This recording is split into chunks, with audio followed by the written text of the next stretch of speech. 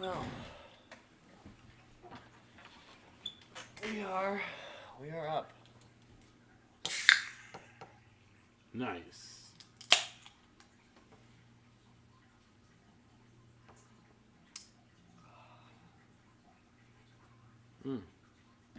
Well,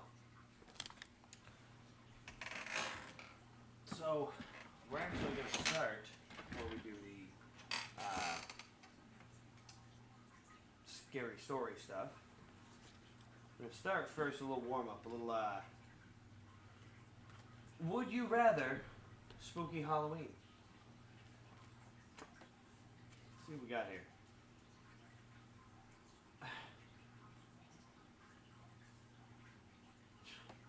I don't know how this is going to help our critical thinking, but that's what that's going to do. All right.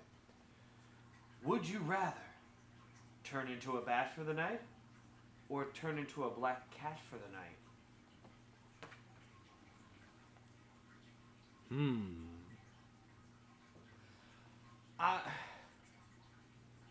I mean, probably a cat, I guess, me personally. I mean, it's just the bats, aren't they nocturnal? Yeah. Cats are crepuscular. So, they also sleep at night and in the day. They're actually just awake the brief sliver before dawn and right around like twilight. That's when they hunt. But they generally sleep the rest of the day. Like, I'd rather be a cat and still sleep at night. I'd be up real early. But then I'd probably turn back to being human. I'm okay with that. Any votes in the chat? What do you guys think? What about you? Oh, I think I'd go for turning into a bat. You know, getting there's just you know, I mean, I don't know. You got that flight. True. I mean, the flights are pretty good. Yeah, it's pretty nice. Yeah. So. I know. I feel like you'd sleep a lot in the day then. I would. Oh, trust me. I wish I could sometimes. Okay. Would you rather turn into a giant spider? That's another or reason. Or turn into a werewolf? Oh, sorry. I interrupted you there. That's another reason why I wouldn't want to turn into a cat for the night. So. Because I think I'd be more like this mischievous little creep. Giant spider or werewolf? Okay.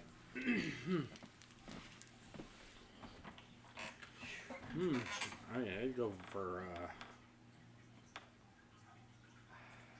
Oh man, that's a good one.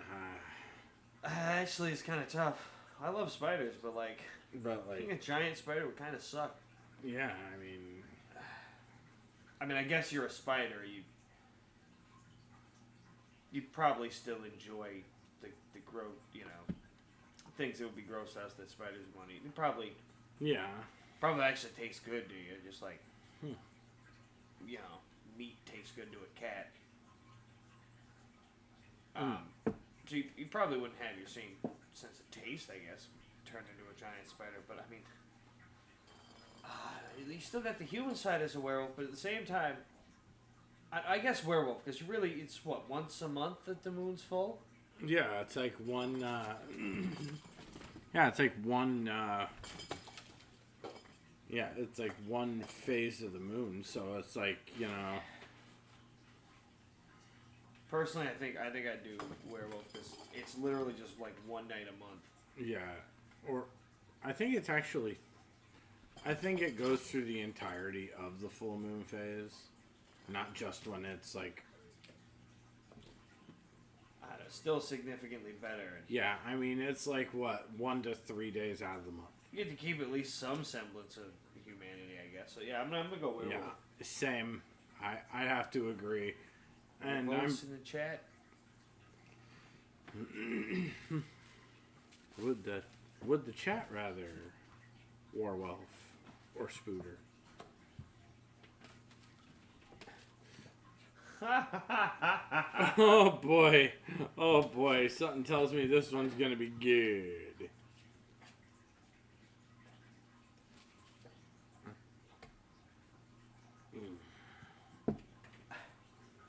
Would you rather wear a princess dress or wear a frog costume?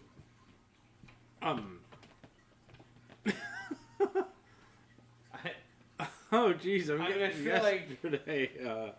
I feel like we're both gonna answer frog, and I feel like I know how that one's gonna skew. That one's kind of an interesting question. I mean, at least it's just wearing a costume. Yeah, I mean, shoot. The past couple have been, you know, a bit more severe in terms of consequences. You know? Yeah, I mean.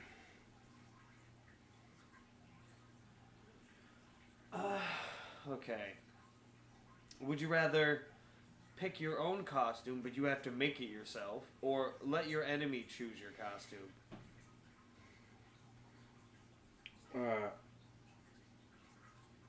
Oh shoot! I got a mortal enemy in this one. Poop. Not very artsy, so.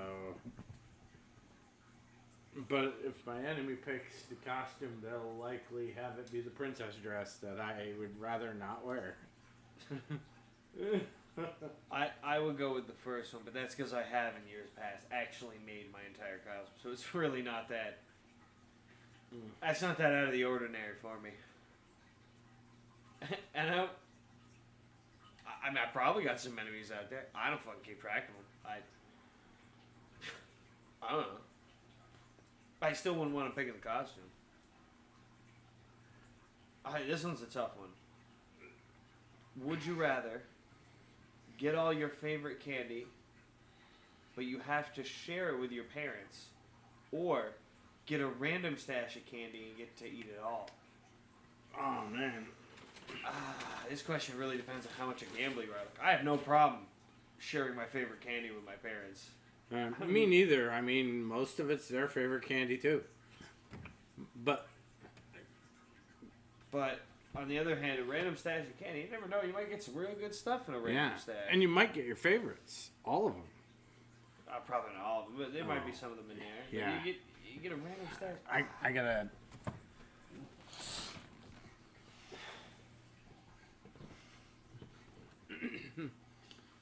Oh, that's tough. Yeah, I mean, they're both pretty good options. Yeah, I mean, because you might get something you've never tried before and find out that you thoroughly enjoy it. I mean, I go for a random stack of candy. You take the random chance on that? Yeah. I'd probably go with get your favorite candy but share with your parents, because there's gonna be some that my mom or my dad would want to share, but for sure there's gonna be a lot that neither of them have any interest in terms of candy. But I'm like, I think I'll end up going that way.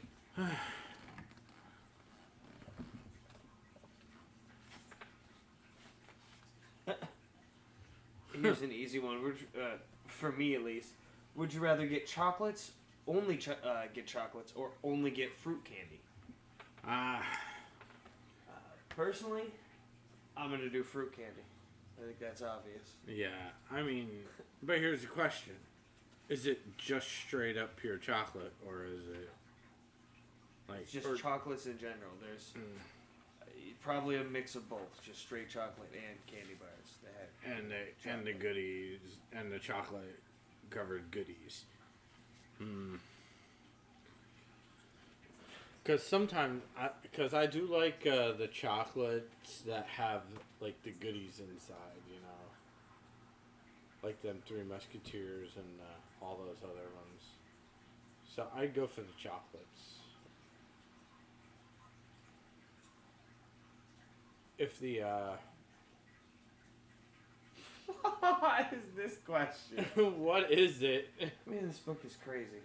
Would you rather carve scary jack-o'-lanterns with your friends, or paint cute kittens on pumpkins instead? I'd carve them. Yeah. I have in years past also painted mini pumpkins and just carved the big ones, but carved them. Yeah, not gonna lie, and this past Thursday was the first time I carved a pumpkin since I was a kid. So, and no, it was pretty fun.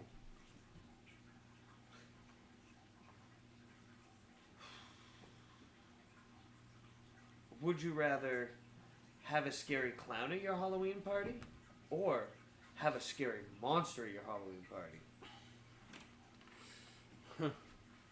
Come on, we know this one. This is obvious for me. I'd have a monster. Sorry, clowns aren't scary. Well, that's why I'm gonna go for the clown, because that's just a dude.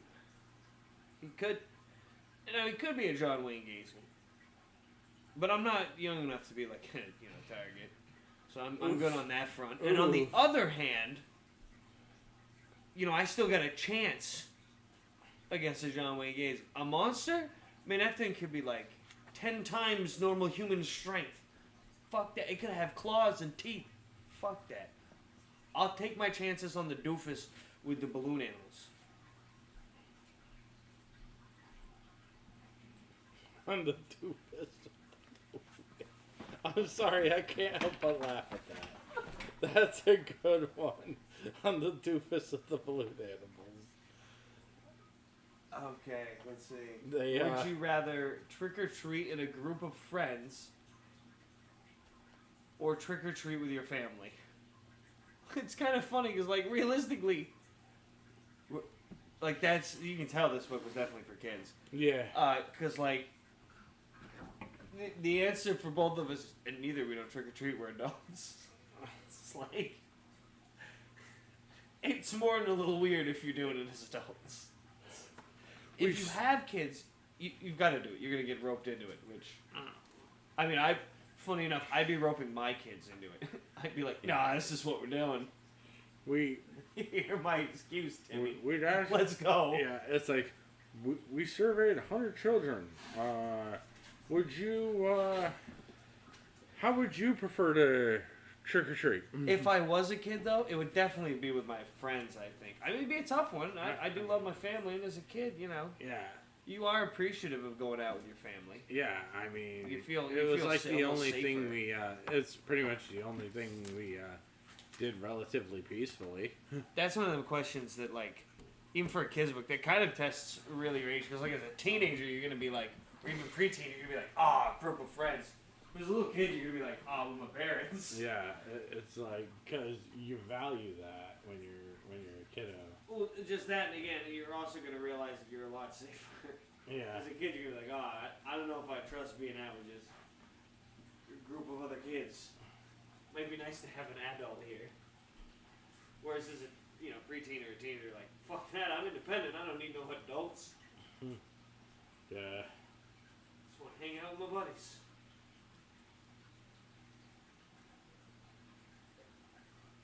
Damn cat. Literally, you drive me crazy. Leave it alone.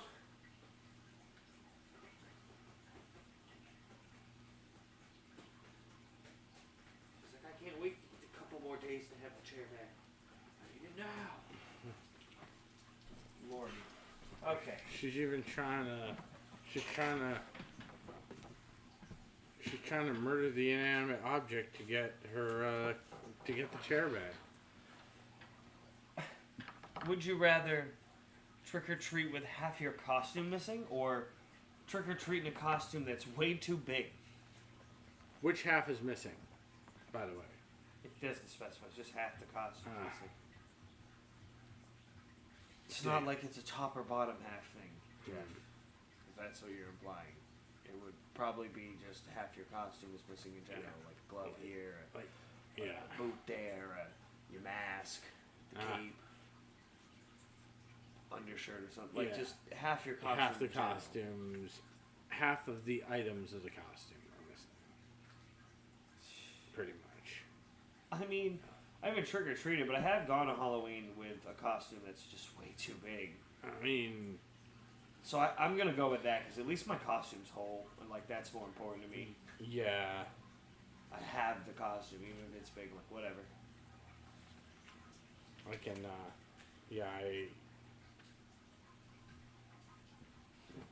hodgepodge it.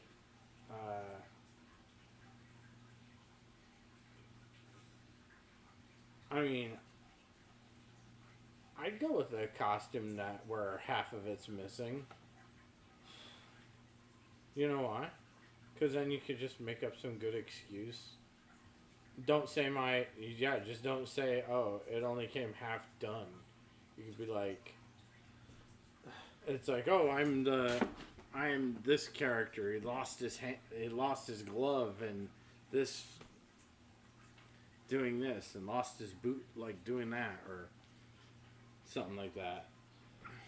Would you rather turn into a monster with one huge eye, or turn into a monster with 100 eyes all over your head? Well, if I had eyes all over my head, some would be in the back of my head, so I could see what the heck someone is doing. I'm gonna go with eyes all over the head. I mean, can you imagine mono vision? Like your depth perception is gonna be terrible. Oh yeah, like you'd never be able to play 3DS again either, Jeff. Without 2D mode, you'd never get to use the whole gimmick. Yeah, it just wouldn't work. Yeah, stereoscopic 3D wouldn't work.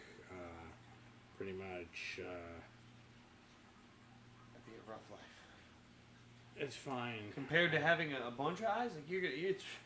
Like it's like an insect or something. Imagine how you'd be able to see in ways you can't even imagine. I'm going with all the eyes. You're going with all the eyes. All the eyes. Well, yeah. I mean, I've seen certain anime where giant mechs have one eye. Oh yeah, and that is terrible. Like seriously, that camera is terrible. So it's like, yeah, I'd rather have more than one eye. Okay. Would you rather have a small, scary monster follow you around for the day, or have a large, silly monster follow you around?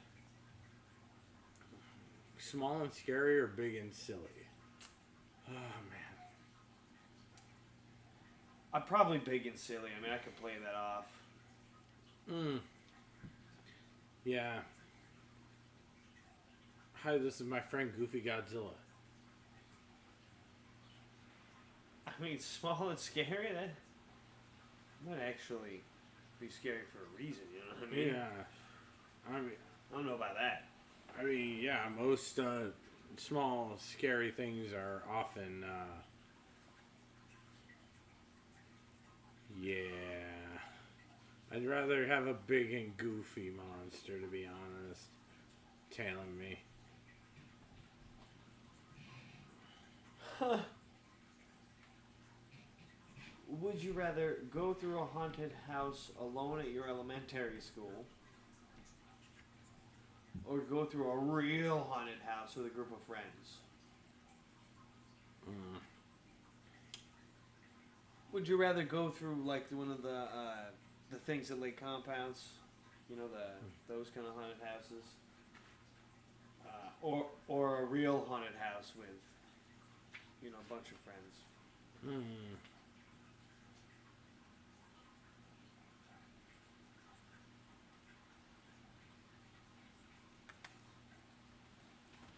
No, I've never been to a real haunted house. Okay. I'm going to go with the real haunted house because it's just going to be a house that's old. Yeah.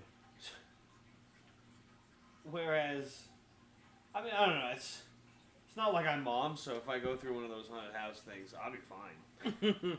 Oh, gosh. I'll have other people clinging to me. That's usually how that works. So, yeah. To me, they're both just kind of null questions.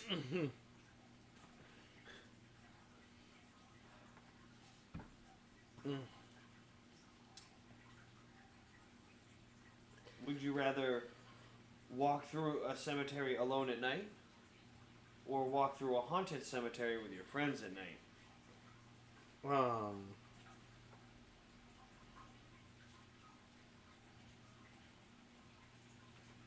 The difference being,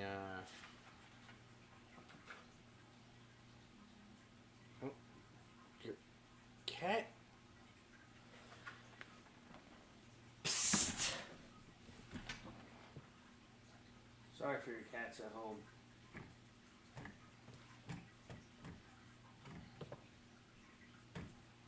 Oh.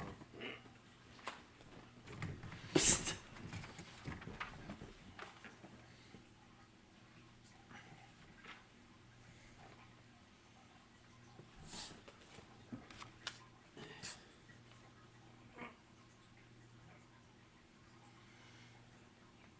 Is she gonna fight me? Let's see. She's ready to throw those paws. Find some good ones in here. Hmm. There's some weird ones in there. Yeah.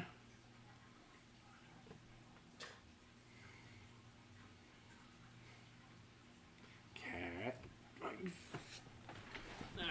Alright. Hold this. Yeah. Oh, shoot. I think I lost it.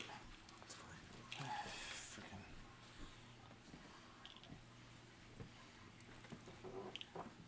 Okay. Someone's been too bad.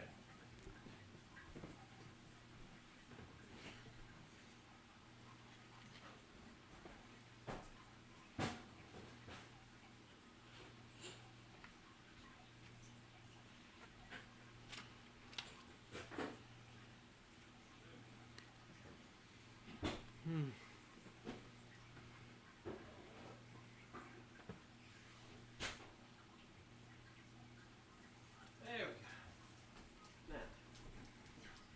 There was I don't know. I Okay. think it was that one, but I wasn't sure. All right. We got peeps. And this is funny because this movie does actually exist. So, would you rather watch a scary movie with your friends or watch a Barbie movie with your friends? I'm gonna go with a scary movie, but I've been watching them all month long. Yeah. I mean, really, the Barbie movie sounds scarier than any horror movie I've ever seen. Nothing's. Yo, what's up, Kyle? Yo, how you doing, my guy? Let's see. Wow. I think I'd rather watch a scary movie just because, you know. I mean, I heard that some people were watching the Barbie movie. Said it was quite scary for them.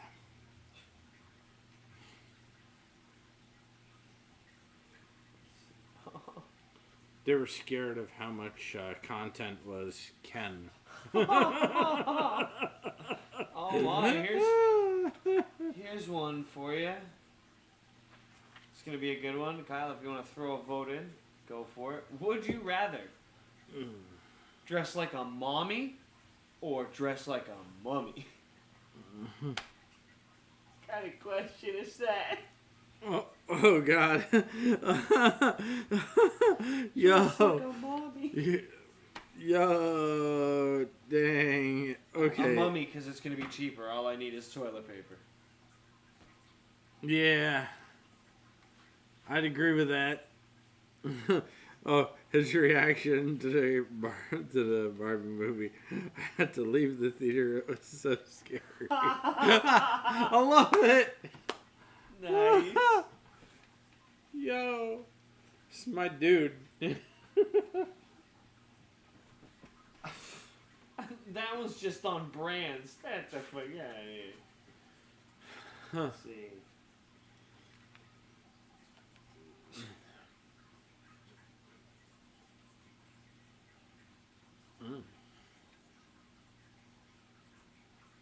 Oh.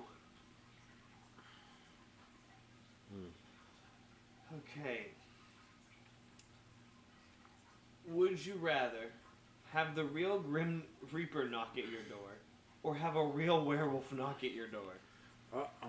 I mean, either way, you're fucking dead. Yeah, I mean, well, actually, it depends on moon phase for the werewolf. I mean, one of them is going to be a lot more pleasant, though. Yeah. You know, I don't want to open the door and see the Grim Reaper, but if he's there, it's like, ah, shit, I ain't got a choice. You know? It's like, fuck. Well, do your thing. It's supposed to be painless. Whereas if you open the door to a werewolf, you're just getting mauled. Ah! And screams and blood and teeth and claws, and that's brutal. Yeah. I guess I'm going to go with the Grim Reaper, which is not what I thought I would have gone with. I don't know. It's tough. Oh, is that like is that like how I fear politicians more than death? There you go. I'd probably take my chances at the werewolf because, you know, it might not be the full moon out, so he's just like a dude. Yo, what's up? Right.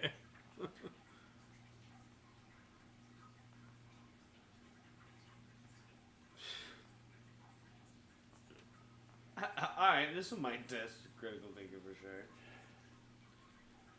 Would you rather have dinner with a human-eating troll or have drinks with a vampire?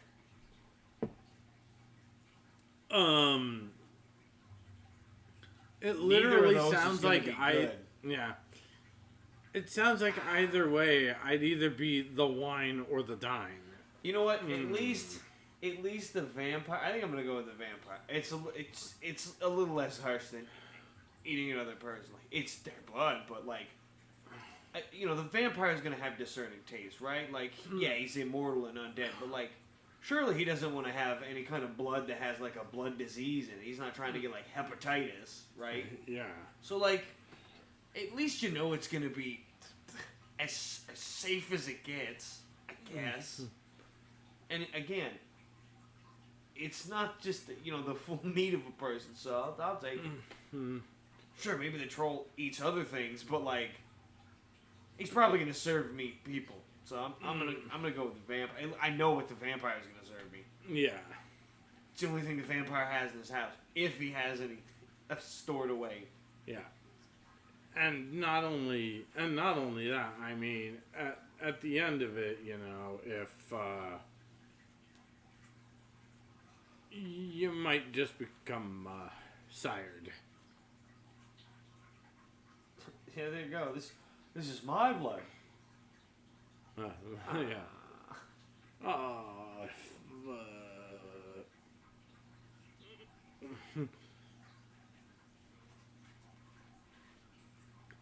All right, I guess. A couple good ones on that page.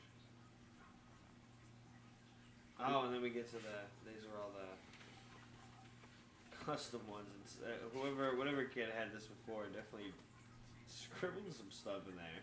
Oh. Dang. Hey, actually, I don't know what the fuck's going on this page, but I know what's going on here. Rough as it is, I can actually tell what the kid was trying to draw. That's a bone. That's probably a piece of candy. That's a lollipop. That's why I'm like, that's probably a piece of candy.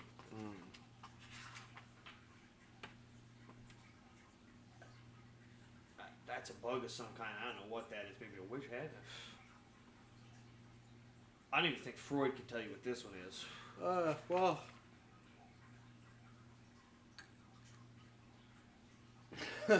I don't think they even understood. I don't know how old this kid was when they put it. But I don't think they even understood that. I think in theory, the little drawing section should reflect the questions. I think because in the other pages, you know, two of the questions will be a similar in theme or something, and then they'll have a picture that works. But I don't know. It's kind of fun. Holy. I'm sorry. One of these questions caught me real off guard. I thought this book was a lot older. Oh, no. But with that question, I mean, it has to be after a certain year. Okay. So, okay. Alright, that's a good one, too. Alright. Oh no. We're getting there. We're getting Oh there. no, don't tell me it's that bad. Oh, there's... Okay.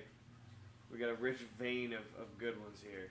So, we're gonna milk them. Here we go. Would you rather walk through walls like a ghost or live forever like a vampire?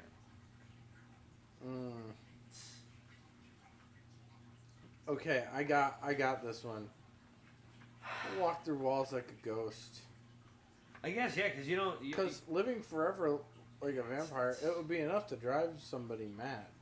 Well, yeah, that, I mean, eventually your brain, living forever, your brain still only has so much. Like, you're just going to forget so much of that anyway. Like, just, yeah, it'd be a curse in the end, really. Yeah. And it doesn't say that you are a ghost, it's just walk through walls like a ghost. Maybe you theoretically still die. Yeah. So, yeah, I guess. I mean, shoot. Plus, that'd be convenient every now and then, you know? Fuck the doors. Yeah, it's like, why'd this dude give me a key? Whoosh. But then again, the question is, would the stuff you're your carrying... buddy's leaving the goddamn car door locked and he's being that prick, just walk right in. Sit right the fuck down. Yeah.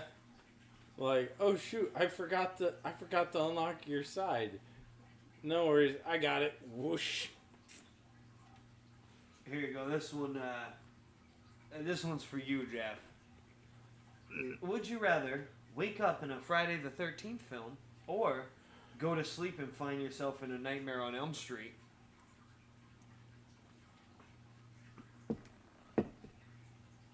Friday, definitely. You think you got good odds in that? I mean, you know. Hey, I don't have to outrun him. I just have to outrun the other people. Yeah, but I mean, he's gonna find you. I mean, you're gonna be drinking. Huh. Already am. Like I know I'm dead in that one. I'll be burning one down, and he'll come up and be like, "Oh, this is such bullshit." Hey,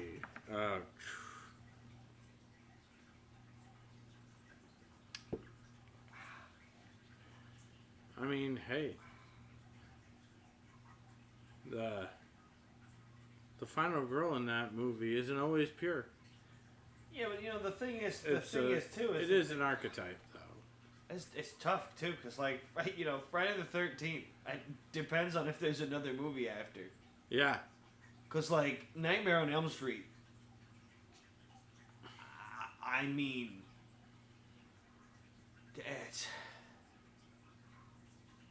they're all kind of supposed to they kind of retcon the ending of 1 for 3, but like it's kind of implied that at the end of the first one, it probably intended originally that she never escapes the dream. That's why it ends the way it does. Yeah, because he can manipulate the dream, and in that in between phase of waking up, he can still have you in that. See, so it's like. But it's like, you know, like Friday the 13th movie. Theoretically, you should be safer. Because if you escape him in that movie, you're good as long as there's not another movie. Because if there's another movie, you're gonna die in the first 5-10 minutes of that movie. If that, yeah. It's like a running thing. They've done it twice. I was also gonna say if you're in the next movie. Yeah, well, even if you're recast as a different actor, your character certainly gets the stabby stab. Unless you're Tommy Jarvis. Well, yeah, but that's because they thought they were going to do other plans with him. Yeah. But I know, I guess that's hedging your bet. You think you're going to be a Tommy Jarvis? You think you're going to be any other character? Any other character, probably, but, you know... I'd probably be that guy at the bar in part 2 where... Yeah, he doesn't go back to the thing. No, he looks for an after-hours bar, and he's perfectly safe. Just Well, minus the alcohol poisoning, probably. I guess probably Friday the 13th, just because, I mean, Freddy is, you have to sleep at some point. If you don't sleep, you die anyway, so, actually you go crazy, and then you die. Yeah. So, you have to sleep. Your body will, in fact, force you to sleep, and even do micro sleeps while you're doing this, because it really, really wants you to go to bed after a certain point. Yeah. So, I mean, Freddy's, he's gonna get you, or you're just gonna keel over and fucking die. It's not gonna be fun either way. And he's got like some otherworldly powers going on, whereas, I mean, Jason's just unfucking killable. That's his whole shtick. Yeah. Nobody's really done it in the movies. You could theoretically just outrun him forever. You never let your guard down, I guess. I'm still probably a happier life than trying to not sleep until you die. Yeah. No votes in the chat, I suppose. Yeah. Okay. Here's another silly one for you. Wow. Would you rather wear a silly pink bunny costume or wear a plain white sheet? The bunny costume. Yup. The bunny costume for sure. I am a ghost. Ooh. Yeah, that one might not work out the best for you. True. In the end, the bunny costume might be the better choice. Yeah. I was like, oh, that's innocent. And I thought about it for a second. And I was like, actually, the bunny costume for sure. Yeah.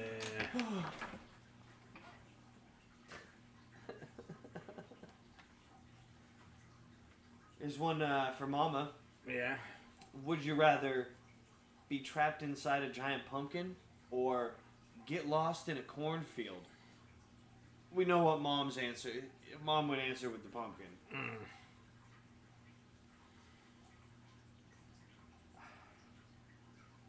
Well, I've never been through cornfield.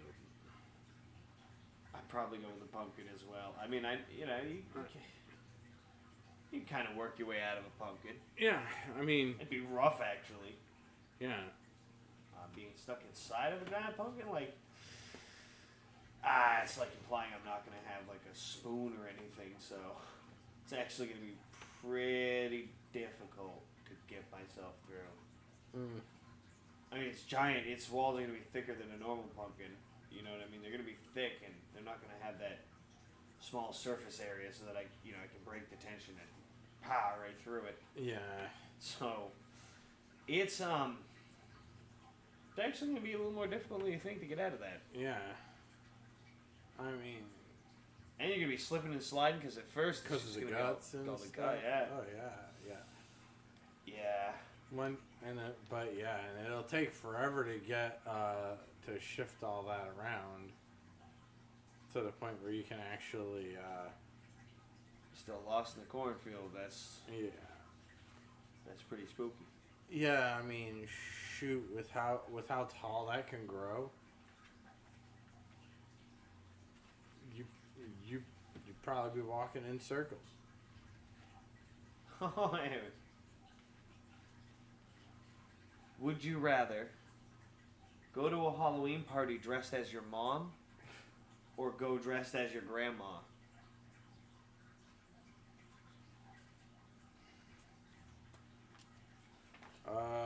It's going to be mad embarrassing either way you do it. It's going to be so fucking embarrassing. I know. I guess I'd go as my mom because I don't want to have to, like my grandmother does, like shave my fucking eyebrows off and then like draw them in. I think I'd go as mom, I guess. Also, I ain't got a fat suit lying around, so I couldn't really do grandmama justice. It's just what it is.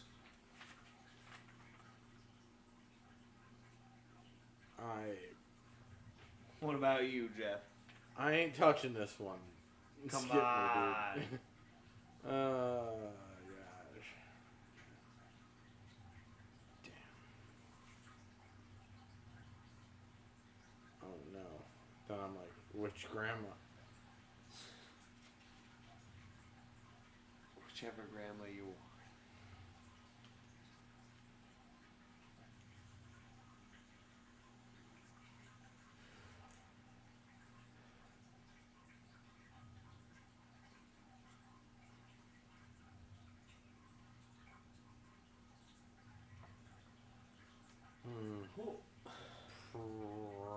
Probably. I'd probably go with my grandma. Okay, here we go. Would you rather... There's some good ones here. Live a day inside a super scary movie or live a day inside your worst nightmare? Probably a scary movie. Yeah. Probably scary movie. I mean, the worst nightmare one, that's going to be personal. I'm going to go with the scary movie. That... Yeah. I can be the comic relief. I could be. Oh, wait, I'm definitely going to die. It's like, oh, shoot, I'm like the third one killed. Let's see. Because, yeah, the comic relief is never the first or the second one. And never the penultimate or final kill. So you're like, so you're going to live a good chunk of the movie. Here's the one that dates this thing. Like I said, okay, so. Would you rather walk through a dark warehouse full of old spooky mannequins or walk through an abandoned pizza parlor with scary animatronics? Oh, Lord. Yeah, the picture included for that one is indeed the Five Nights. Nice. So I was like, oh, this book is definitely newer than I thought it was. It's like, oh, well, it definitely, well, I don't know. I think I'd have a better chance with the mannequins, to be honest. I can pose them funny. That's true. And how threatening can they be when they're doing downward dog? Not very. Well, I think I'd end up going mannequins too. I mean, mannequins can be actually quite fucking unsettling. Like, yeah. Animatronics aren't really naturally scary to me, but I know specifically what they're going for, and I know that they're known for murder and biting. I get enough bites from a cat. I need more. I don't need a giant bite. Some good ones here. Would you rather be invisible in mirrors like a vampire, or only be visible in mirrors? Huh? So, would you rather be invisible except for in mirrors, Uh-huh. or be invisible in mirrors like vampires are?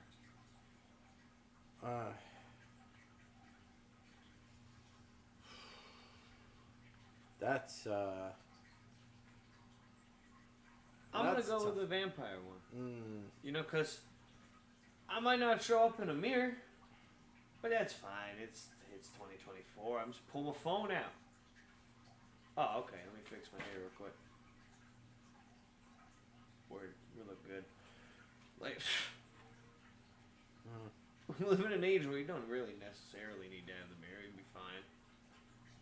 It's not like vampires don't show up in film. It's not really part of the lore. True. Not that I know of, so I would go with that one. I'd go with that one because, I mean... Otherwise, you're just invisible. And you just show up in people's mirrors, and that's just not going to work out well for anybody. And yeah, I know you'd physically be there, behind them. But, like, they only see you in the mirror. Like, that's a setup for an indie horror game. That's what that is. Okay, would you rather, last one, Alright. come back to life as a zombie or be turned into a vampire? That's a tough one. That's a tough one. Both of those Which kind brand? of suck. Which brand of undeath would I prefer? Yeah, really. Jeebus. Which brand of undeath? Which brand of... eternal undeath would you rather? Zombie or vampire? Well, I mean, well, yeah. I guess vampire. Yeah. Because, like, being a zombie doesn't come with any superpowers. You might even, in fact, lose some cognitive ability and shit. Well, not only that, but, you're gonna rot. I mean... That doesn't stop. Yeah. Theoretically, in all zombie apocalypses, there's an endpoint when they all rot. Oh. They can't live forever. Even as is the undead. I mean, unless again you're thinking that you're looking at it like that. Well, I mean, being a vampire means I'm gonna live forever. That's kind of hell. Well, then I mean, might be a while as a zombie, depending on where you turned into a zombie. But eventually, you would rot. Well, not only that, but you also have the obvious zombie weakness of getting blasted in the dome. Yeah, but as a vampire, you can't walk around in the fucking daylight. Can't go near running water. True, and only and there you would have to what? Heck? Oh.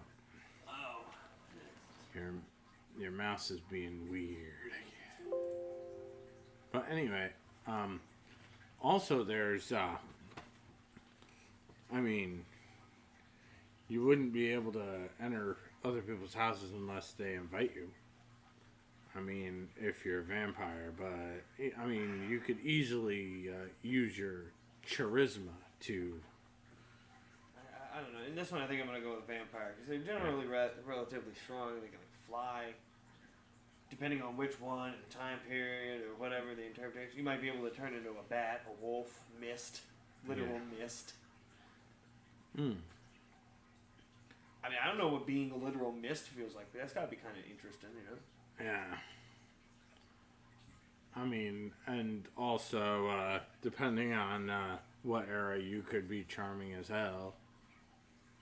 I mean, there's nothing charming about just a reanimated corpse. I'm sorry. And plus, you can have the mental faculties to plan ahead. Well, there you go. Yeah, so I think that was a good one to end on for that. Did not read them all, but there's the Would You Rather Spooky Halloween. Okay.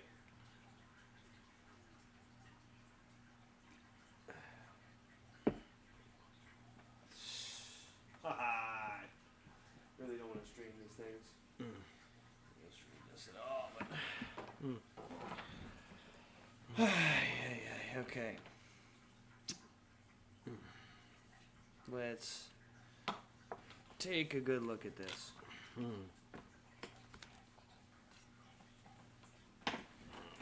We may not end up doing the contest on the stream just because it does take a minute to brainstorm and write, and it takes a minute to read it. Like if we had them already done, then reading them would be that one thing. But being that we're not writing, that might not be. I might have to remove that from the description. But we can still absolutely do the collab thing, because that's just basically the idea. Is what we're gonna do here is it's gonna be like be a lot better with more people, but we'll at least give it a run or so. A good college It's like try. popcorning. What you would do traditionally is you'd be around a campfire, and one of you would start the scary story, and then you'd pass it. And you just keep passing it as you go and adding on to it, and everybody's taking the story and, okay, adding on to it. Okay.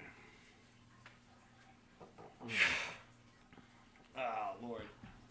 Improv is so much easier with an actual audience of people, too, or even more people, because they can have them shoot out ideas and suggestions. And can you hand me the water real quick? Yeah. Okay. Yeah.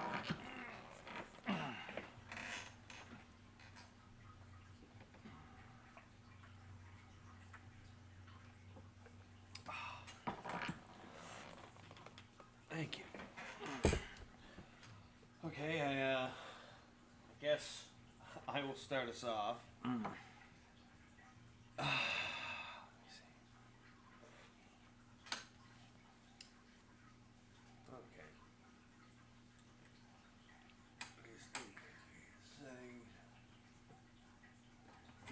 That. Okay.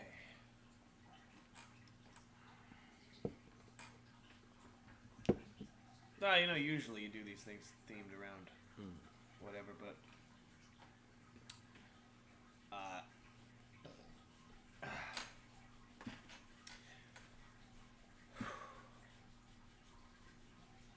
did you ever hear the one about the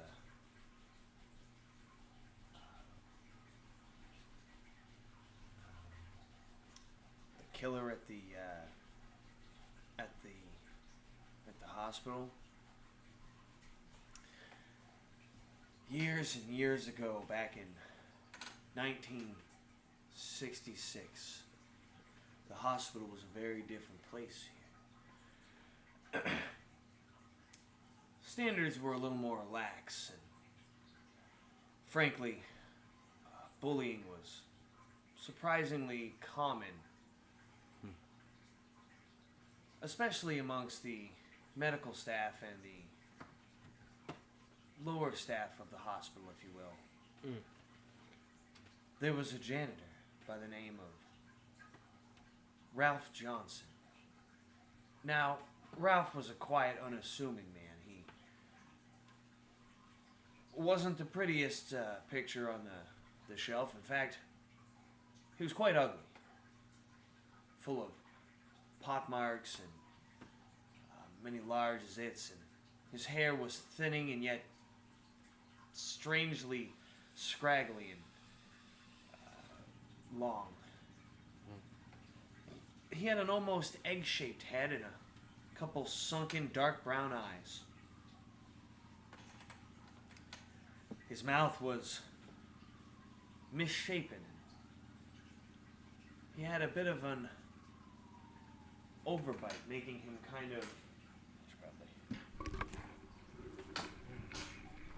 kind of appear to always be making a face no matter where he went in the hospital. He always seemed to be giving somebody the stink face. Now, some of the doctors and nurses at the hospital absolutely hated Ralph. They couldn't stand him for whatever reason.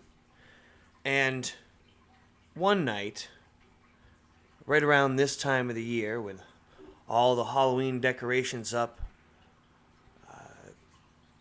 lining the hallways, they decided they'd play a prank on poor Ralph. In the middle of the night, when the hospital was very quiet, with only a couple nurses working the desks and a couple of doctors here and there attending to the few patients that needed nocturnal care, Ralph was quietly and respectably doing his job, just sweeping the floors. He was on the 3rd floor when it happened. Suddenly he realized that everything was eerily quiet, as if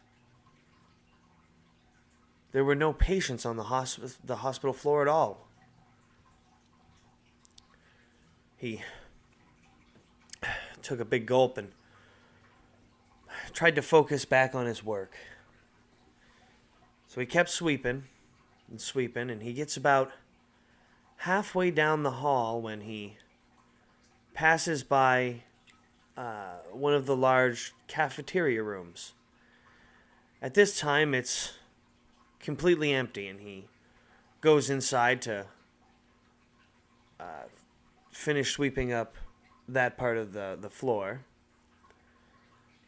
As he's working his way over to the tables, he hears the door creak open. He turns back to see no one there. A little more alarmed now, he quickly gets the dirt from underneath the table and pulls all the dust into one pile. He starts sweeping it into the dustpan, frantically now, when he feels an icy cold hand touch his shoulder. He jumps and shrieks, "Ah!" And he drops his broom and the stick makes a loud thud on the hard floor. And he runs out so fast he doesn't hear the laughing of the doctor who played the joke on him. He doesn't see 3 or more of the nurses all laughing in unison with him.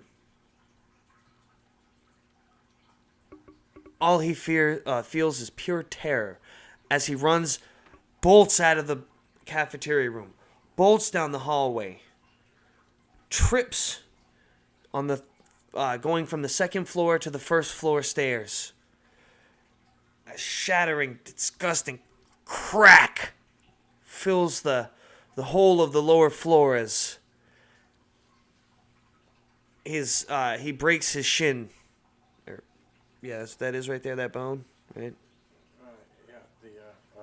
The shin bone. Yeah. As he violently snaps it. His leg is now bent, slightly misshapen. It's dragging behind him, but he's so scared and he's not thinking straight, and he's just running. He's limping along, dragging it as best as he can, and he looks around and tries a bunch of the doors, and all the doors down here are locked. And he sees one sign, one door that's open. He knows is open. The sign above the door coldly reads, "Morgue." Now, Ralph didn't know at the time that the doctor and the nurses had also worked their way downstairs and had followed him right to the door of the morgue. Inside, there, huddled in terror, sat Ralph. Slowly, the morgue door begins to creak open, just a sliver. Ralph panics, his heart racing, sweat dripping profusely off of his forehead. He's trying to wipe it away. He looks around, he's panicking. He thinks, where can I hide? There he sees one drawer open in cold storage there in the morgue.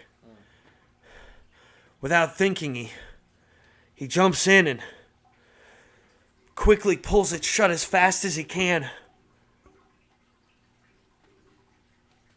There's a faint little click as the door shuts. Inside, he can hear in the faintly echoing tinnily through the metal box that he's in. He can hear the door fully open. And then he heard the doctor and the nurse come shuffling in. After a brief pause, a nerve-wracking minute that felt like eternity, finally the silence is broken. Ralph? Ralph? Huh. And Ralph thinks for a minute. I know that voice. That's Dr. Smith. I don't know. I thought he was in here. I could have sworn I saw him duck in here. Maybe he just hit the door and ran somewhere else. I guess we'll check some of the other rooms real quick. Maybe he got scared and just ran off. Ran right out of the hospital. What a pussy. And chuckling Dr. Smith wakes his way out of the room, and Ralph can hear a couple of the nurses, Miss Ramirez, and a couple of the others he's familiar with, all giggling in unison as they follow the doctor out of the room.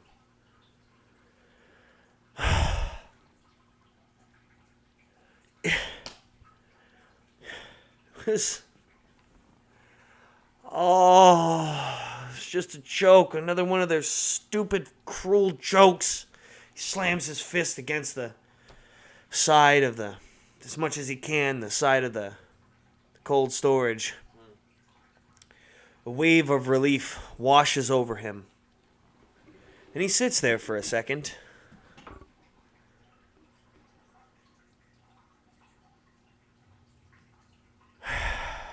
Taking deep breaths until suddenly a horrifying realization clicks into his brain, and his eyes open wide, trying desperately to see in the dark, and his hands fumble around. They make their way above his head. He cramps them over and pushes on the door. It won't budge. It's locked. It automatically locked from the outside.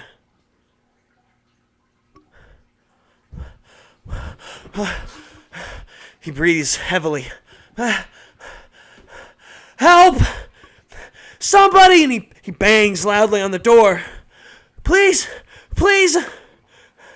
I'm stuck in here, please! Dr. Smith, Miss Ramirez, please, somebody! Yeah. He screams as loud as he can for a couple of minutes, but Miss Ramirez and Dr. Smith and all the other nurses, they've already long made their way to another floor, far off, without a second thought for poor Ralph. It wasn't until a week later, when one of the morgue workers noticed that the door to storage 1C was locked, shut tight. Strange. That should be empty, he thought as he slides it out, and you can see the top of somebody's head. Scraggly, balding hair on a potato-esque head. He pulls it out a little further, and something about this body seems familiar. He recognizes it. He finishes pulling the slab out. Oh! And holds his hand to his mouth as he gasps in horror. There's Ralph. Frozen, stiff, in a pose that can only be described as pure terror. His nails are all broken off. Bloody scratches run along the metal.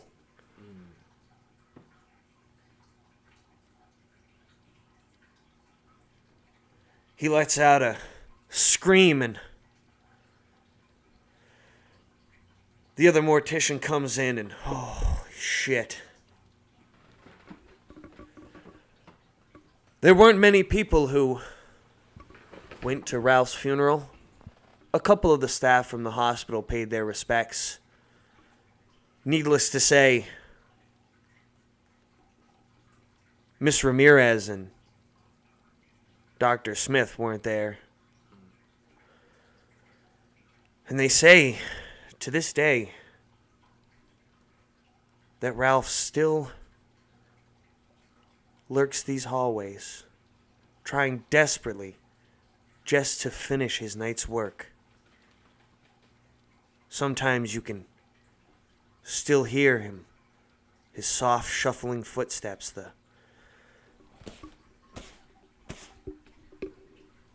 smooth swipes of the broom against the floor. What do you think? I actually just ended up doing a whole thing. Yeah. I just got into it and was like, fuck it, I'm gonna go for it. Yeah. I guess we are doing the competition. What do you think? Okay. Well, I'm thinking that was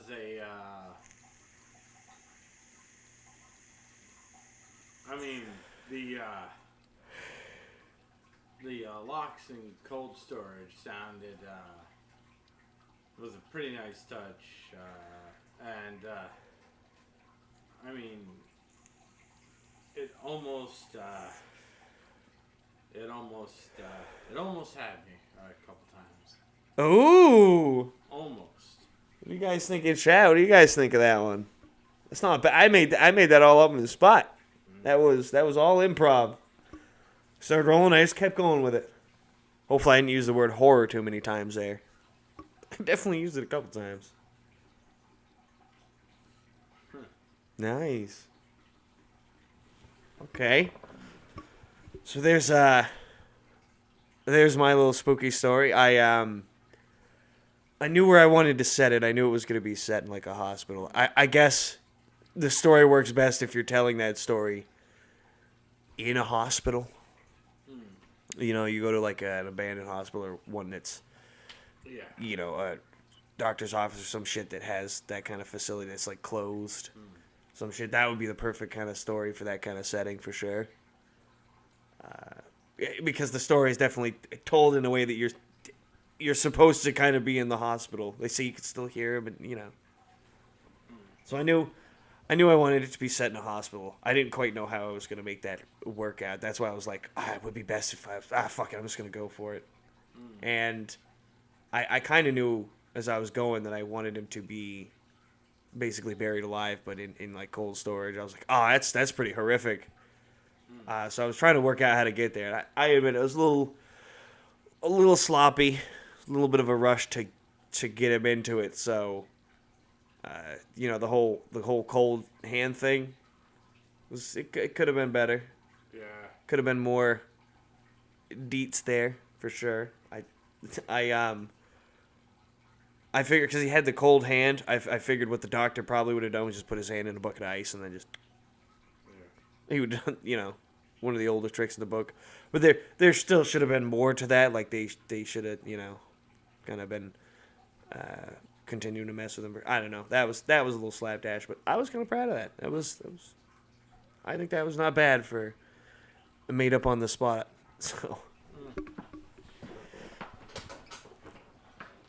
Okay, well, I didn't mean to put pressure there. I didn't mean to do that, my guy. That's it. It's my bad. Mike is yours. All right. Now this setting.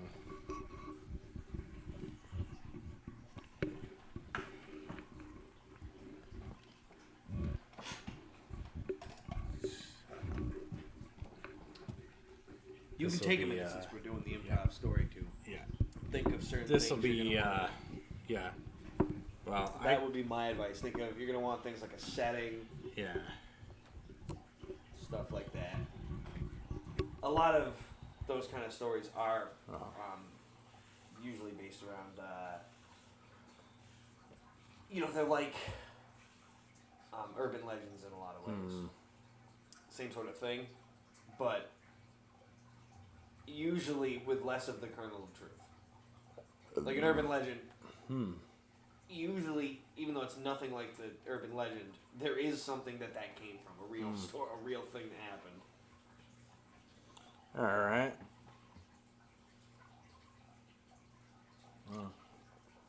But they're like similar kind of setup in that way, you know?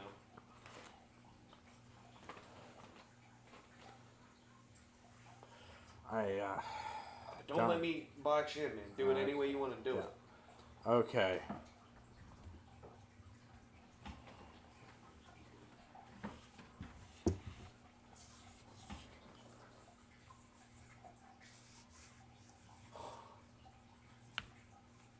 Okay, I got it. I think I got it.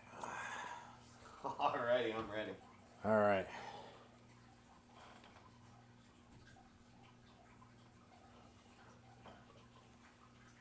I woke up in a cold sweat. And I hear next to me somebody. What's wrong?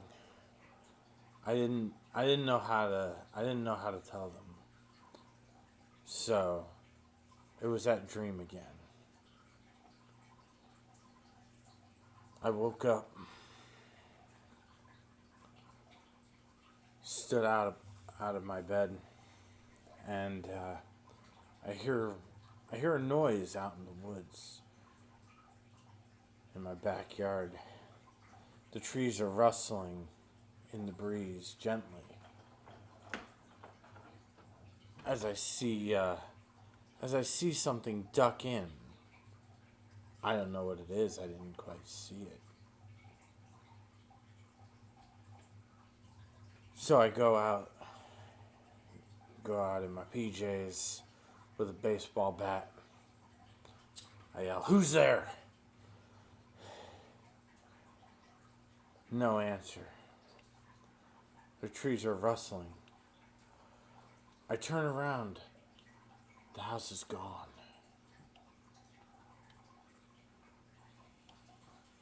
I travel down into the woods. The branches of the trees which were sprouted, started to just curl in on themselves. Felt like I was being trapped. As I pushed through the foliage, the piles of leaves got larger on the floor. As I started to bash them away with my hands, just brush as many as I could away, I reached a clearing somehow, somewhere. There was nothing there. What I was looking for did not make itself known. I could feel the cold wind on my shoulder. As I look to my right, there's nothing there. It's just the wind, I say, as I continue to explore the clearing. The woods just continue to feel like they go on forever. Even here. I have to push forward.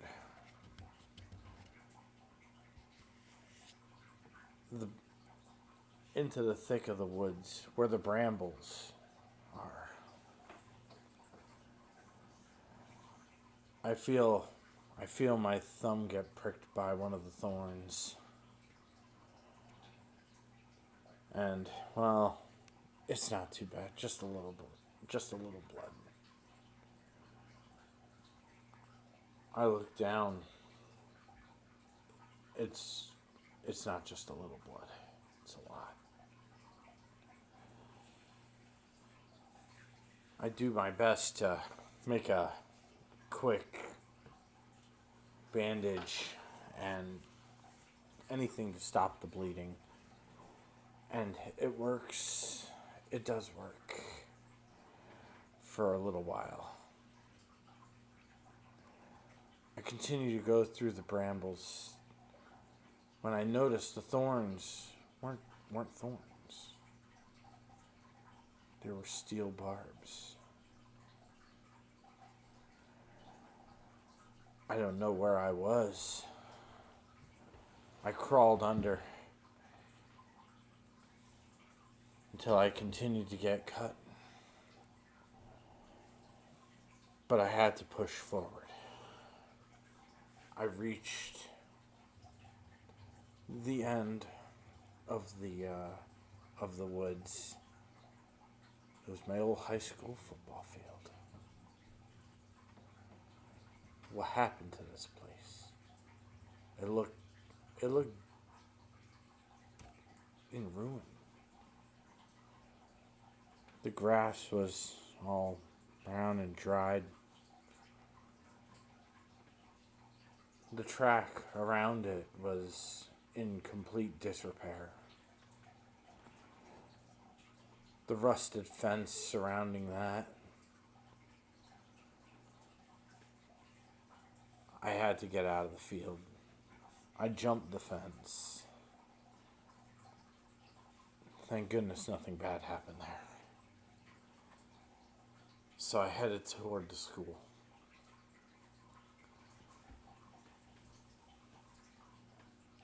Again, this piece was okay for now. I reached the school and I start to hear an applause. People were saying, the magician is performing. And it's like, we've never had a magician at our school before. So why now? I have to see this. I was dragged up to the front of the line by people who saw my face. They knew me, but I didn't know them. Most of them had no faces. I couldn't tell who was who, as they just shuffled me forward, and all I heard was, "Hey, it's him! It's him!" I was pushed into the auditorium and forced in a front row seat to see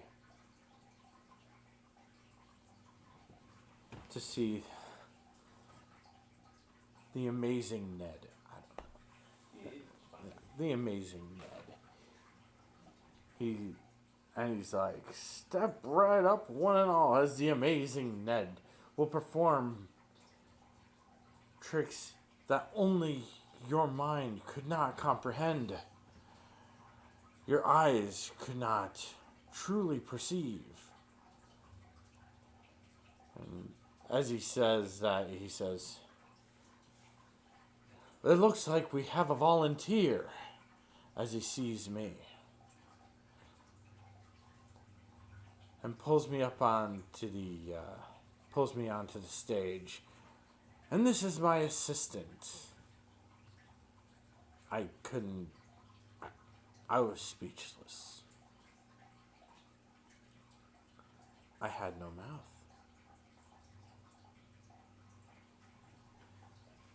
As he pushes me into the box right next to him, he says, "Have you ever been sawed in half before?" And I shake my head, my eyes widen in terror.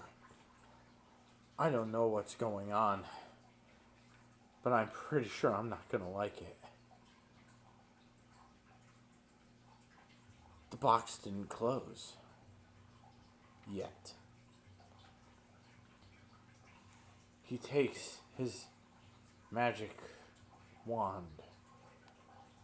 He smacks me in the head with it. "Out with it, boy. Surely you've seen one of these shows before."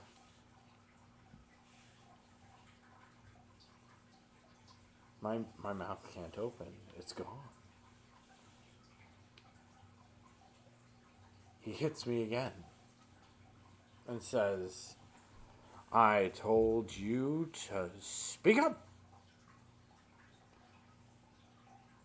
I just shook my head as he then said, "Heck with it. We might as well proceed, even if he's of very little words." As he leans in and says to me, "Be careful, boy. This'll hurt a lot."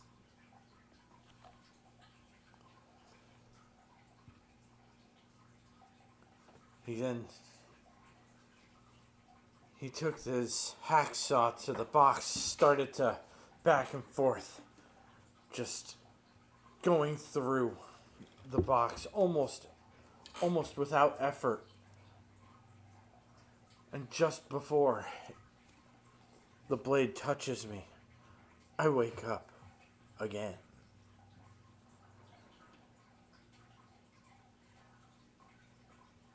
And I'm awake. I roll over and I say, "I just had the weirdest dream, honey."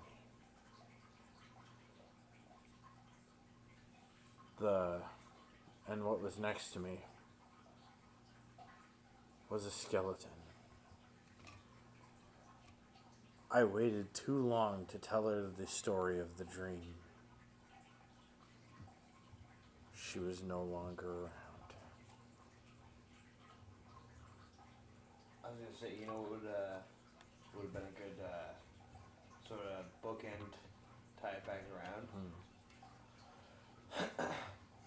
You roll over and you're telling her the story, and then at that moment, like maybe it's their sister or something, and at that moment, your mom comes in, and she says, "Are you ready for school?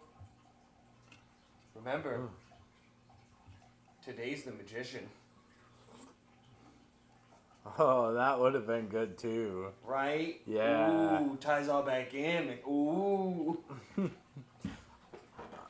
Yeah, I've never been one for stories, but that one was brewing in my head. And it's tough to improvise a story for sure. You know, there's it's like metaphorically you're putting steps down as you're making them. You know, you're making the bridge as you're crossing it, so it can be difficult. Yeah. You know. So,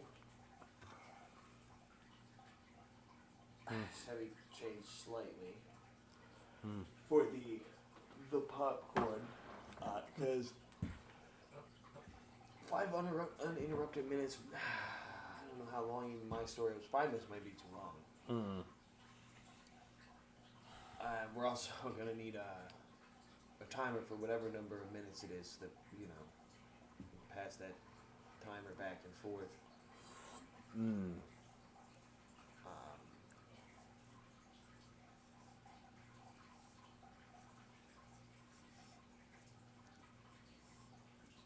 Yeah, I have no idea what that rule is kind of weird. And you know, after like, we'll say like 30 seconds of silence, really, since we're lowering the minimum time that we're actually talking anyway.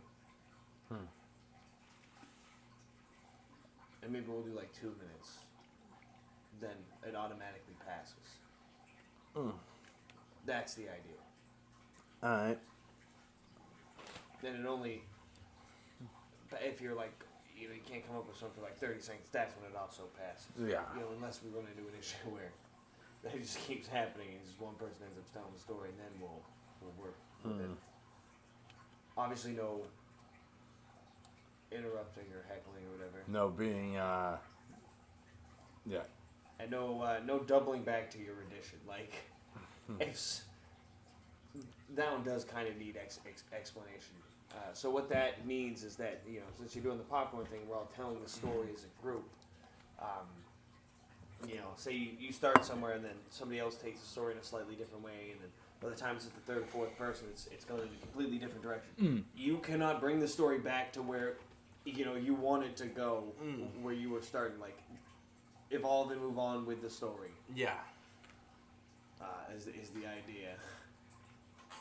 You know, that way it's not like, oh, I'm bringing this thing back. No, that's not to say you can't bring something back, but I mean, just it.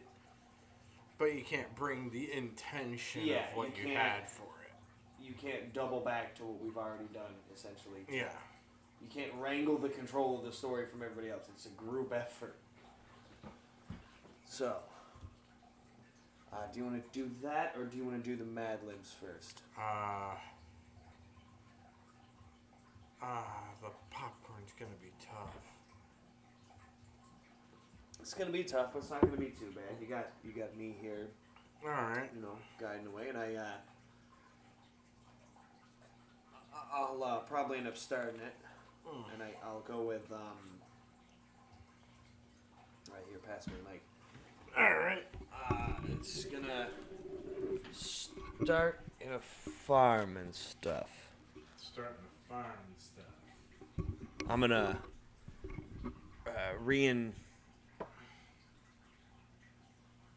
reincorporate something that you used.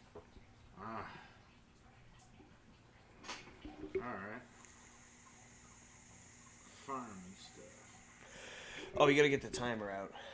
Fuck. You just gotta go to, what, stopwatch or clock? I think... Yeah, I think I have a clock app. I was gonna say, I have one too, but... Yeah, and you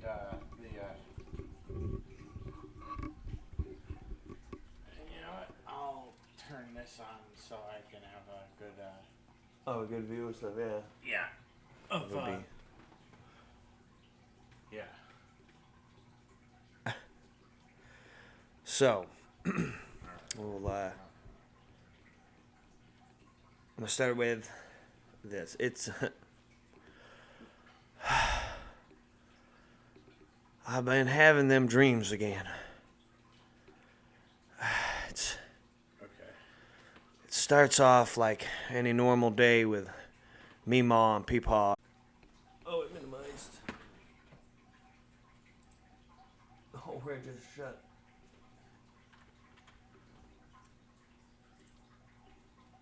I got it. Surprising. Usually it doesn't quite do it like that. Okay. I see blood starting to bubble up and pool underneath my hoe as I'm tilling. I look down in horror, I gasp, and I claw my fingers at the earth, and blood and what seems to be like intestines and organs and other viscera starts to come up in my hands, and I shriek and run back to the house. Say, let me know when I kick open the door to find that nobody's home. I scream for Meemaw, but she doesn't respond. I run for Uncle Jeb, Cousin Louie, and nobody's there. I holler for Peepaw. Nothing. Your turn.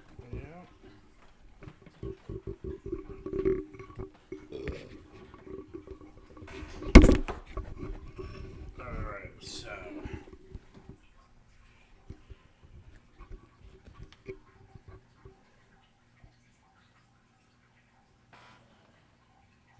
okay. Pretty good idea for a startup for this one, so I was like, I'm gonna go for it. Nothing. I holler out to I ask, is anyone out there? Is anyone here? Nothing. I go back. I can't go back out there. Not with what I just saw. Yeah, there's nothing here that can help me. It's all in the tool shed. I can't, but I gotta go through the field again. I couldn't do that, but I have to. So I walk out back to the viscera, the intestines, the fecal matter. Just to find any kind of tool that I could because I don't know what's going on. But when I look up, I see a creature near the tools. Just as it touches the pitchfork, sounds like nails on a chalkboard. Yeah, I can't make the sound. We get it. Yeah. I wince as I hear it, and I say, "Who the hell are you?" No response.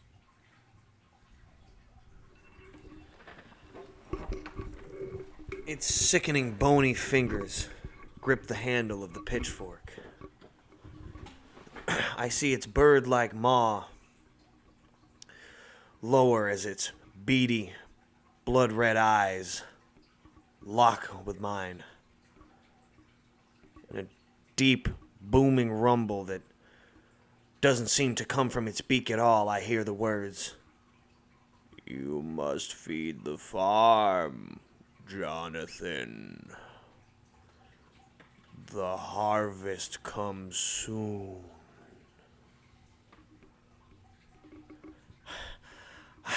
My heart races and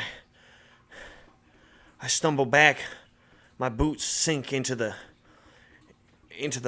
muck and grime in the fields, and I feel myself slowly begin to be bogged down and pulled into it. "You must feed the farm," it repeats. I struggle and fight, but I can't seem to get a grip. Every bit of earth I grab just turns to dust in my hands, and I slide so deep and easy into the gooey earth. The bird-like figure steps forward. "The harvest comes soon." I hear it echo again as my neck is now up. Barely able to keep my head above the earth, and I feel the last bits of air bubble up from me as my head shoots deep into the dirt. It's strangely wet and sickly slimy. I reach for anything and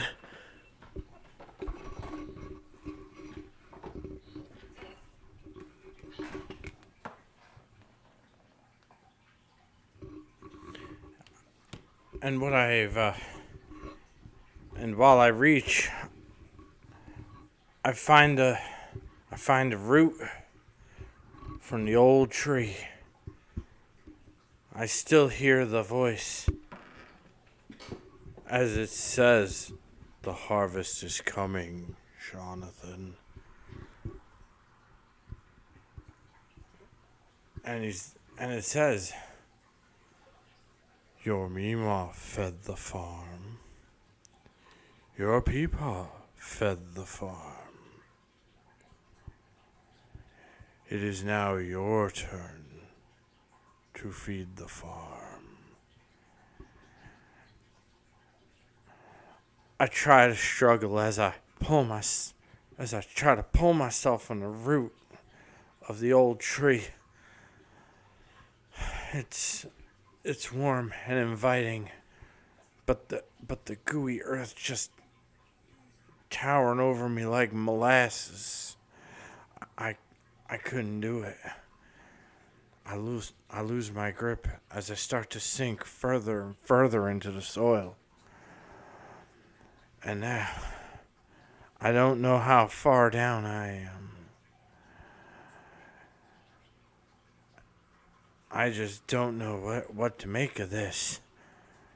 I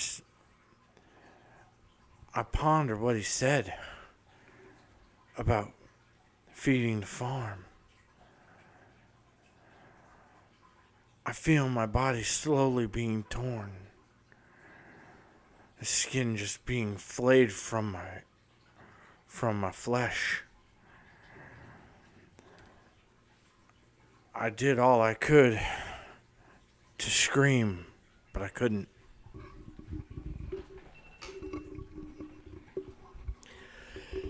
And I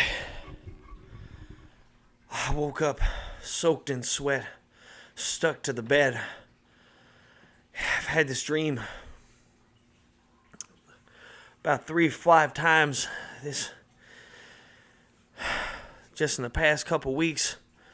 Peepaw, I don't know what it means. I don't understand, Peepaw, and I'm so scared. Well, it's nothing much to be worried about, Jonathan. It's just a nightmare. Now come, Jonathan. We've got morning chores to do. I get up and make my way to the door, and I turn around and I notice that Peepaw didn't go towards the shed. He headed towards the barn. A few seconds later, I hear him call ominously from inside the barn as I'm working on the field. Come in here now, Jonathan. Time to feed the farm.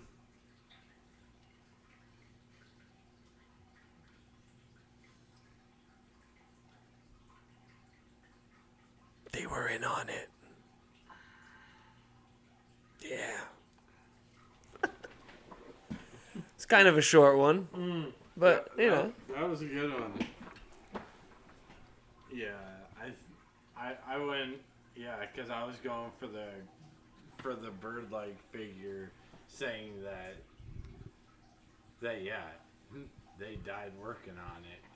They were, yeah, they fed the farm, and all the viscera was them. Yeah. I thought that was a nice touch. I guess we must have spooked all the viewers away. They were a little too scared about that one. That was kind of graphic. We did tone it up a notch. Yeah. That was... BAM! Yeah, mostly me. I definitely took it too far, that one. That was me. I was playing off it. Especially with Jonathan just starting to be flayed apart at the end of his dream. Yeah. That was a good touch. Yeah. Well, I'll put this aside. You never know. Maybe during a Halloween party or something, we'll do some more of the popcorn in one, probably in particular. And I can always throw together a quick improv, scary story. You know, if need be, we'll direct people to the video to my submission there, and we'll see if they want me to do it again. Finally,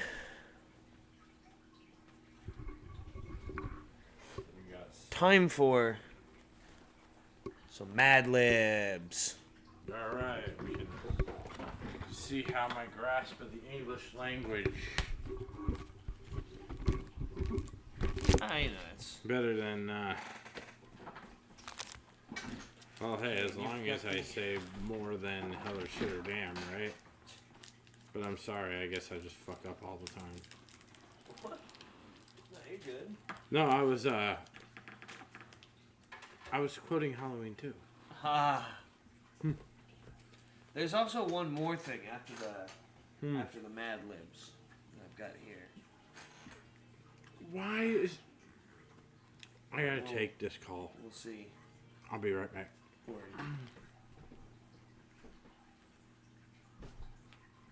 see how this book's gonna be.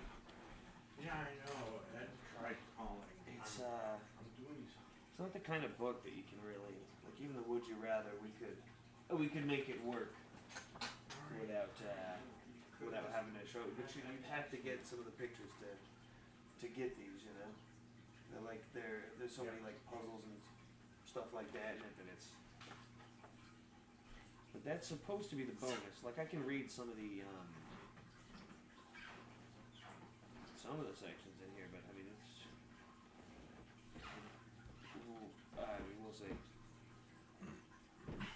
I'd like to actually photocopy some of this. Get my fucking. Well, I should be able to photocopy. Can't print necessarily, but I can photocopy. Okay.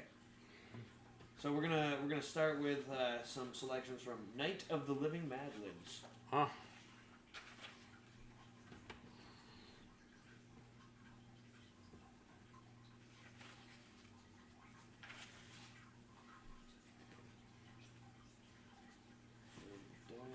Okay, now I can get this. Oh, okay. That's kind of fancy. I did that movie this year.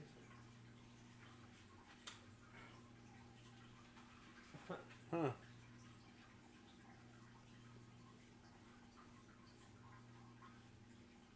Oh. Yep. That's a good one.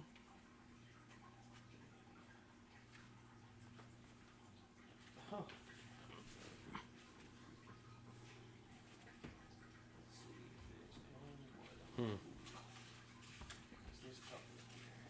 Alright.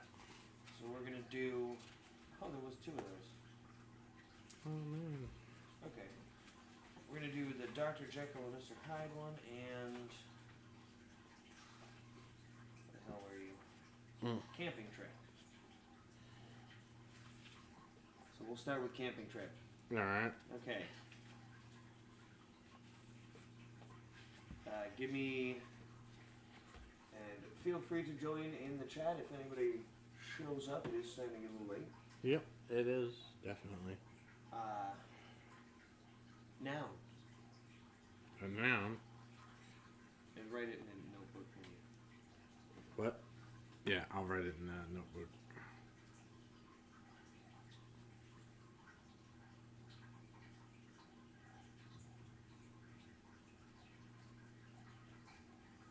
Plural noun. Oh, a noun and then a plural noun? Yes, a noun and then a plural noun. Okay.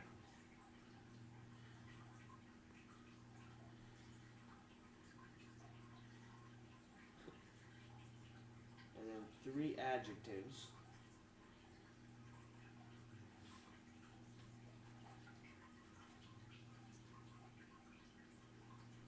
Okay, 3 adjectives.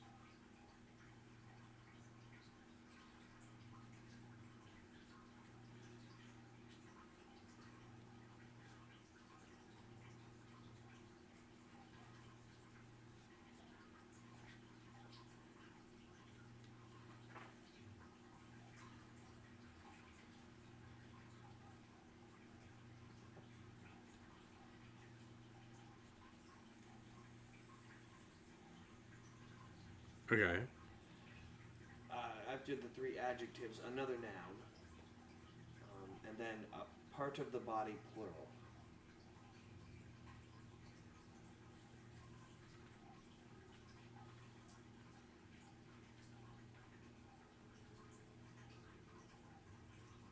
Got it.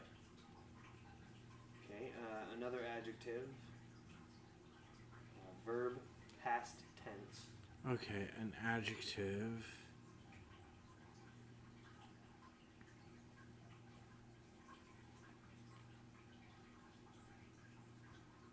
And a verb past tense. Yes. Got it. And then 2 more adjectives.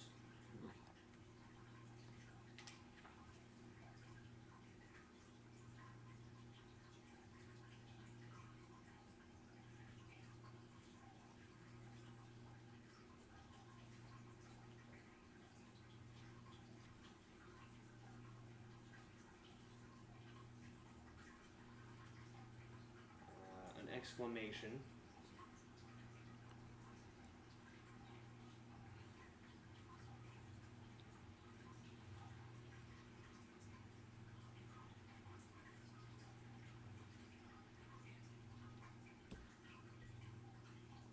Okay. And then 3 more adjectives.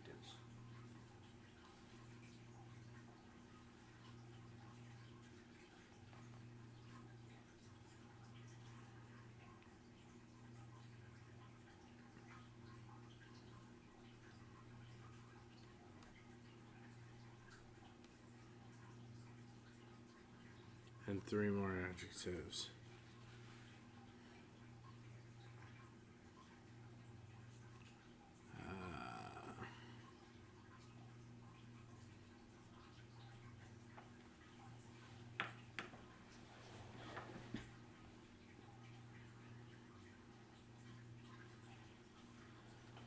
When you're done with it, pass me the thing, and I will read your Mad Lib.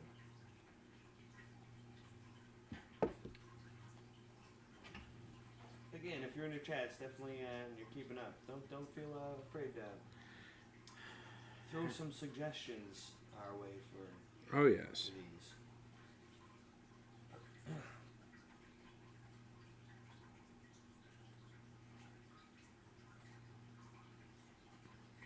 I need 1 more adjective.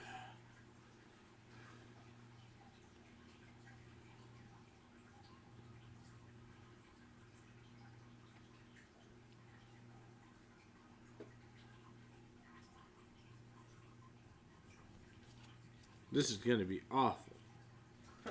I can guarantee it.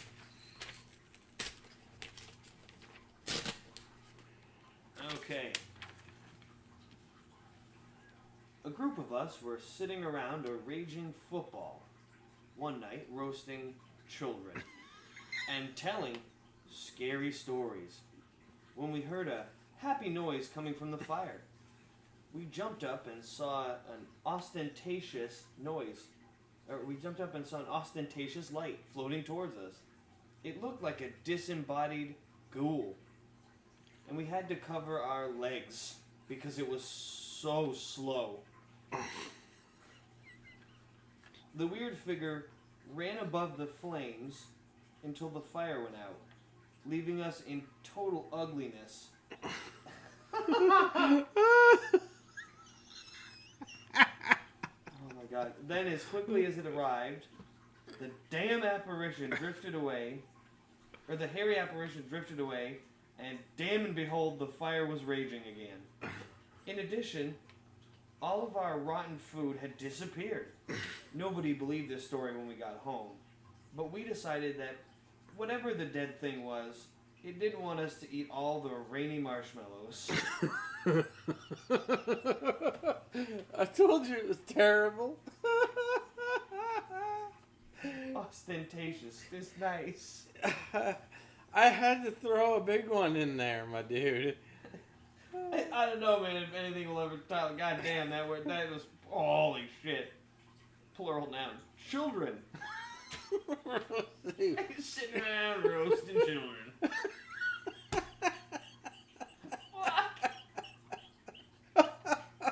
Oh no! Oh no! I mean, we had to cover our legs because it was so slow. It turns out the fire leaving us in total ugliness. Yeah. Well, it was a disembodied ghoul. Oh my god.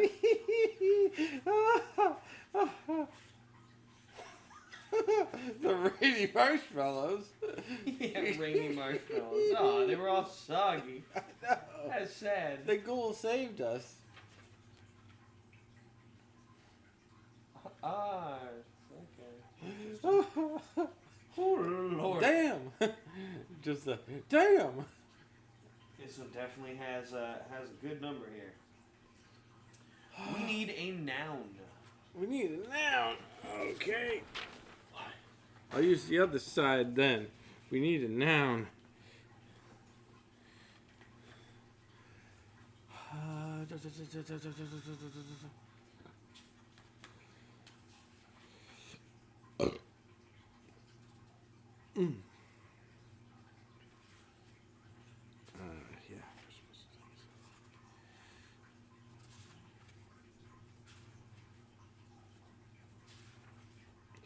Yep, that's a thing. All right. Then we need a plural noun. That isn't children. Yeah, not children this time. I mean, whoever was roasting those children, they better have a. There is no good reason. Every second we're gonna be losing children.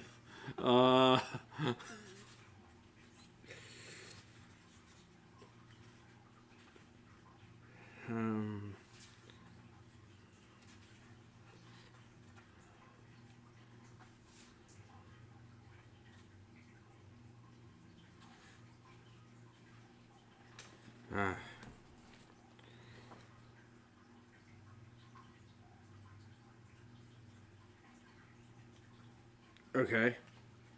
Then we need 2 adjectives.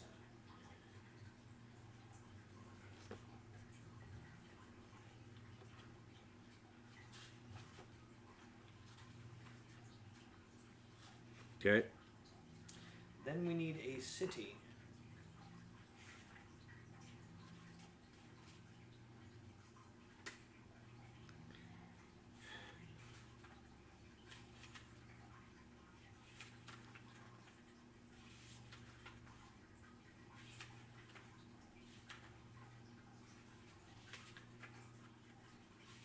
Got it. And then we need another adjective.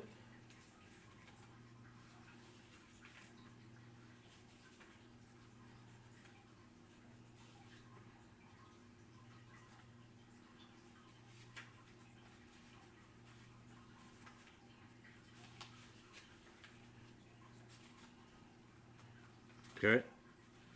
Then we need another noun.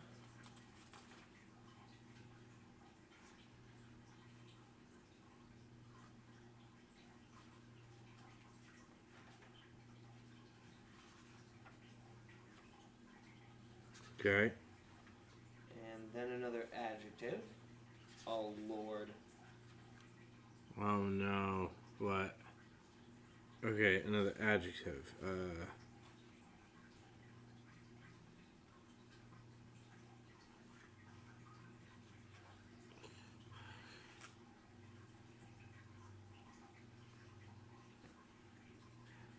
I need another adjective.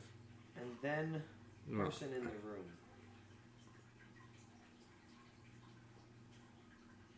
Alright, well, I need to do it. That's one of us or one of the cats. I still need the...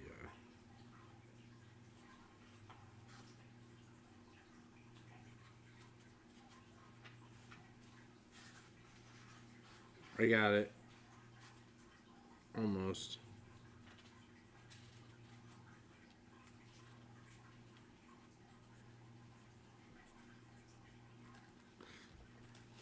As soon as you said one of the cats, I'm like, okay. Oh, it's not done yet. Oh.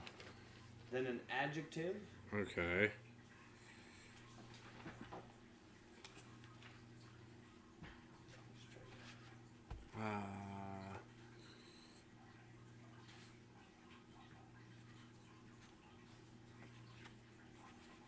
Okay.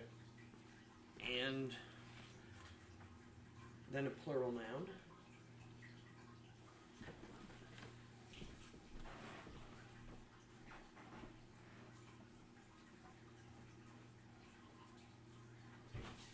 Okay. And then 2 nouns.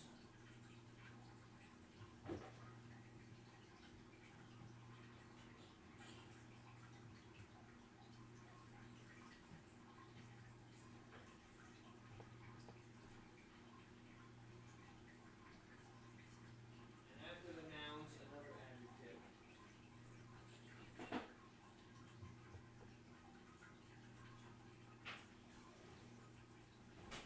Okay. And then a type of liquid.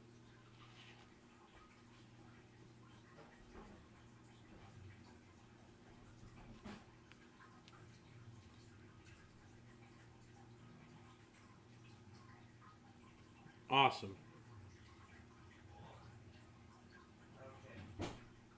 And then 2 more nouns.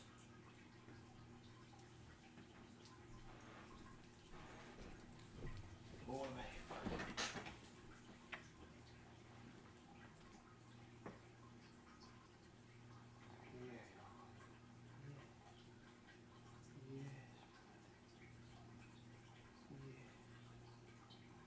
Okay.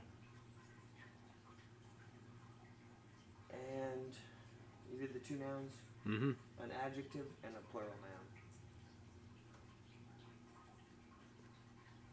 Okay.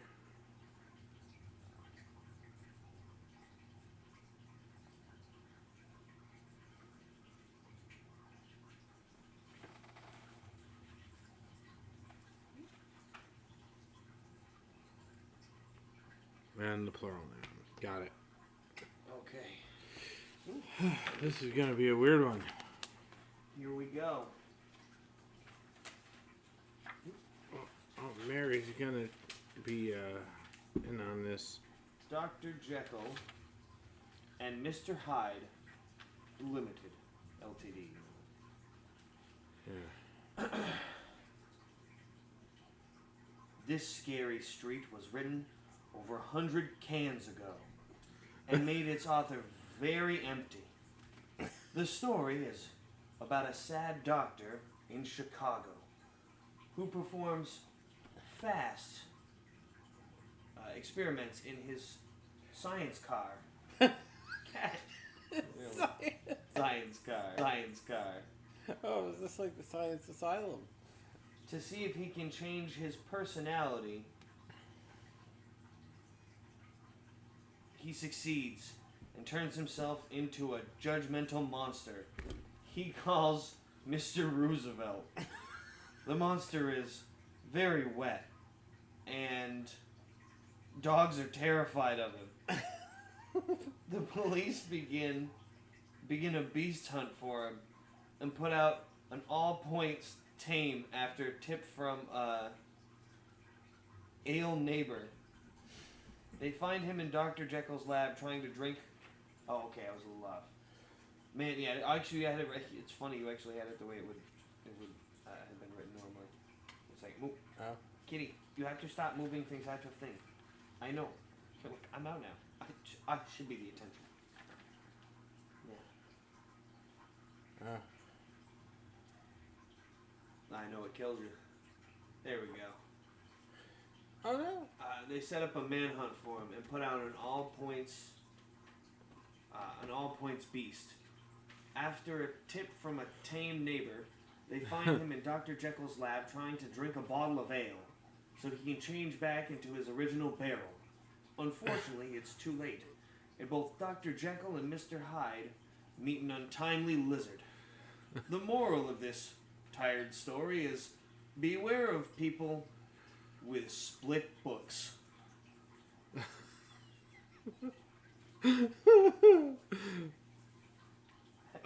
Judgmental. Yeah, judgmental monster. Oh my god. Mr. Roosevelt. Oh Lord. Dogs are terrified of him. Yeah. What about man? Oh my god. Dogs His science car. I also love too that this version of Dr. Hyde or whatever is in fucking Chicago. It just seems so random. Yeah, it was in Chicago. Well, that's why he's got a science car. Well, you can take the science car anywhere. It's a car. Yeah. Oh my goodness. Dude. I do also love that it is. I love that it was written over 100 cans ago and made its author very empty. Oh, shit. That's actually pretty bad. 100 cans. Damn, this author's drunk as fuck. Pretty sure he should be dead. It was a strange theme of alcoholism because it ended too in him trying to drink ale to turn back. That's so funny. Yeah. Never trust people with split books. Yeah. Jesus Christ. Puts the book back together. You didn't see. You didn't see a thing. How about you do one? Sort of. I wish. Maybe we should have earlier. We could have gotten like Kyle or somebody in the chat actually. Yeah. On it. All right.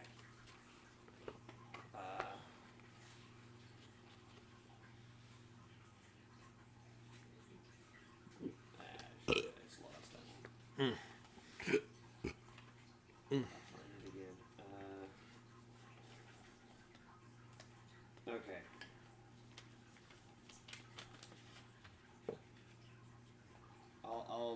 I'll do the first one. All right. We'll try to balance a little more. Pumpkin. Okay. Hang on. I'll.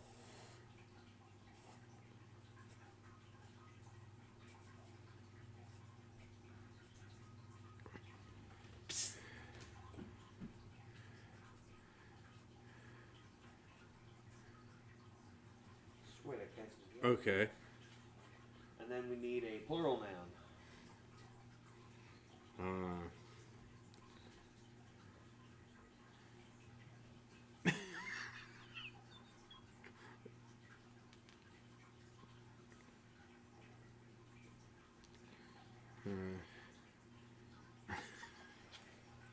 Sorry, 100 cans ago. A plural noun, huh? Okay. Head in the game. Head in the game. Head in the game.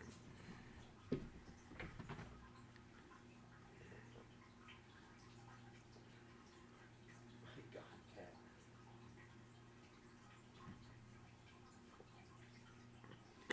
Okay. I got it. Okay. Nurses is the next one. Okay. And then you need a verb.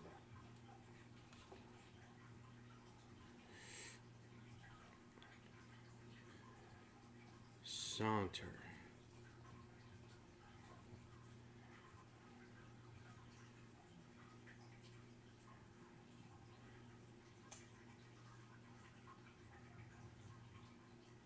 Spoons.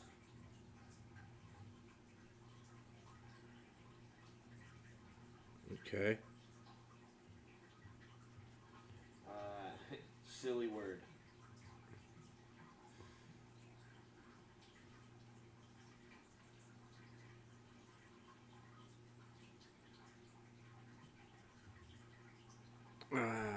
Shoot. Any kind of silly word? Yeah. Like, just something that sounds silly.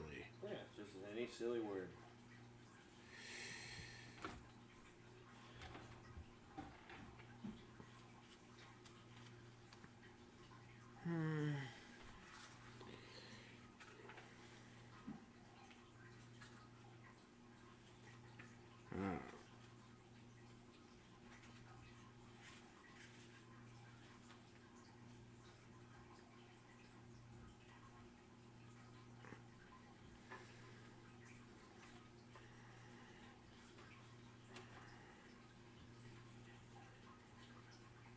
You drive a nice car.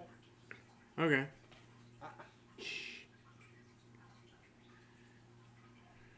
You little. So.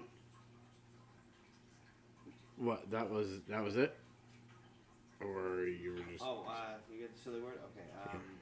Pacing is the next one, and then I need a place.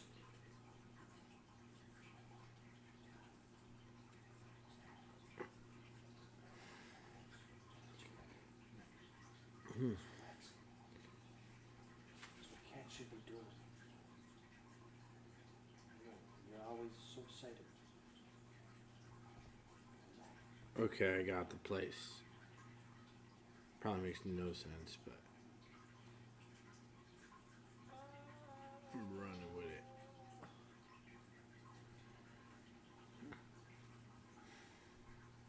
Vans.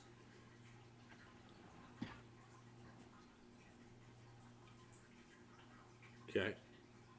And then I need a noun.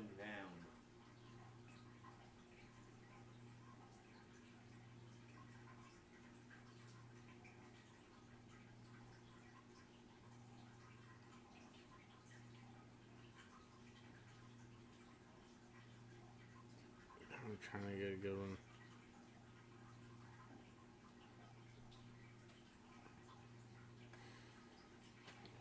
Alright, and now let's see here.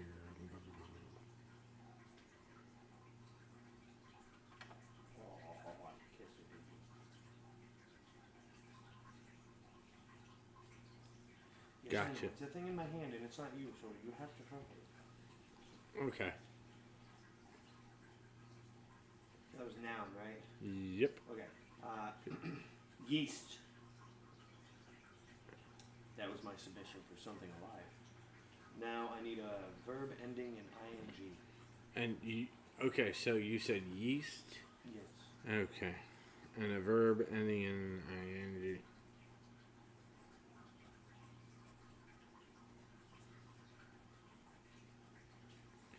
Well. Got it. And for type of food, let's go Italian.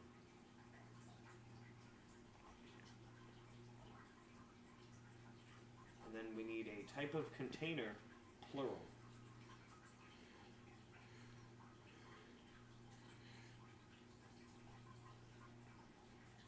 Okay.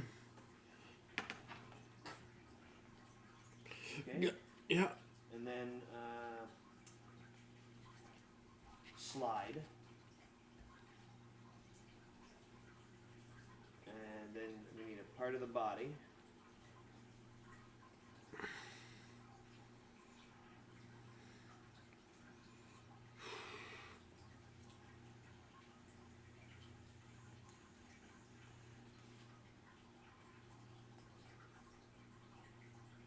I know it's killing you. Got it.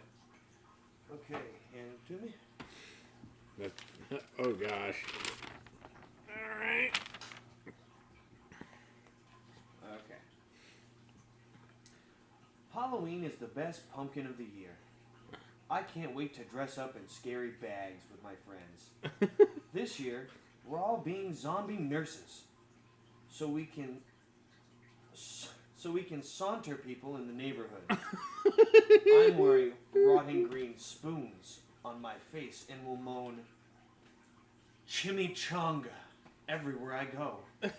The best part of Halloween is going trick or pacing around the racetrack. Trick or pacing around the racetrack. Once night comes, we knock on people's vans.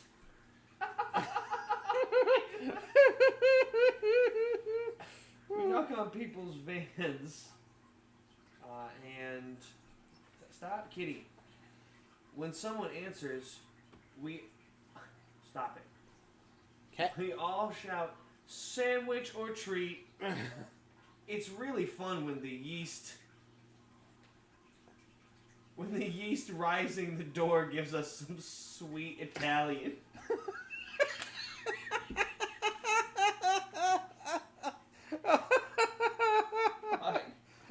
Gives us some sweet Italian. Then we all slowly zombie walked home with our pumpkin-shaped jars full of candy. I just wish zombies would learn not to slide all the candy at once, so we don't end up with an ass ache.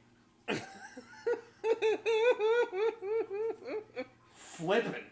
I forgot to add my last submission, which was the exclamation or whatever, and I was like, flippin'. I just wish zombies would learn not to slide all the candy at once, so we don't end up with an ass ache. Flippin'. With an ass ache. I can't wait to dress up in scary bags with my friends. Why are you all going as zombie nurses, too?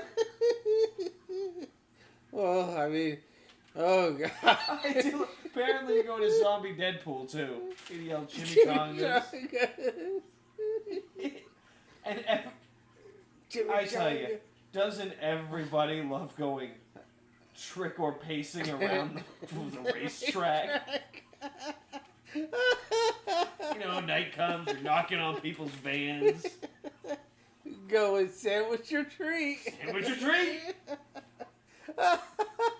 Sandwich. Kids want a sandwich. I mean, the yeast. Yeah, yeast. I love that you picked rising. I see I inspired you there. And then you picked Italian. I'm That like, was good. Dear I Lord. love the idea of going trick-or-treating and getting Italian food. Sandwich or ziti treat. up in here. Yeah. Hell yes. No, but it's like sandwich or treat, and then you're like yeast, and I'm like rising, and you're Italian. What?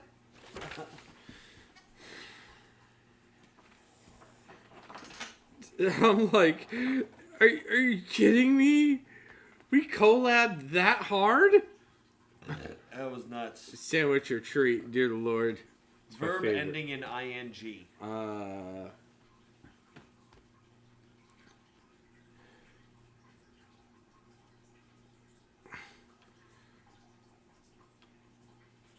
Totally inappropriate, but I'm gonna do it anyway. Cats. Yeah. Talking about you, meow. Okay. Can't say I don't really care. Noun.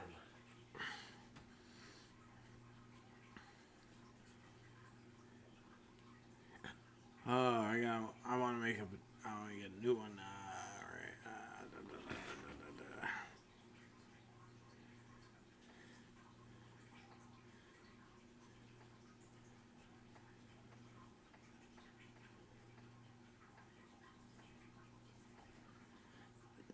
All right.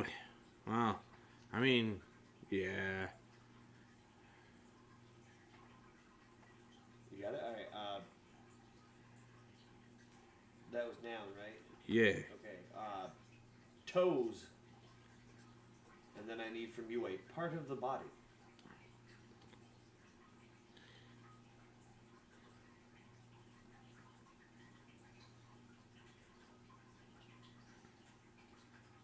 One or plural? Singular. I had plural, that's why I did toes.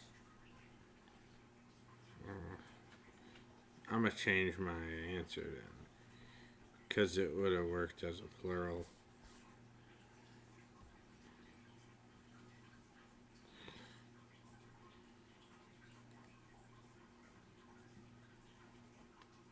Got it. Oof! Okay, carrot. And then we need an adjective.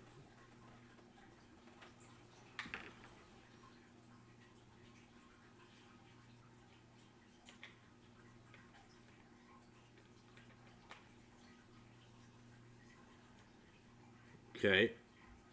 And then, here, I'll let you choose this one because I chose it last time. Type of food.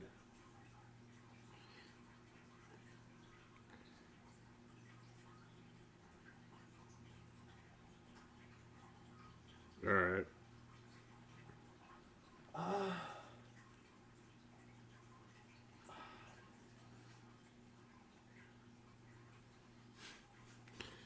Oh, God. Slimy.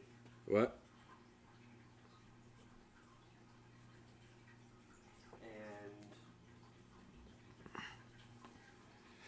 And cheese grater. Okay. Or just grater, I guess.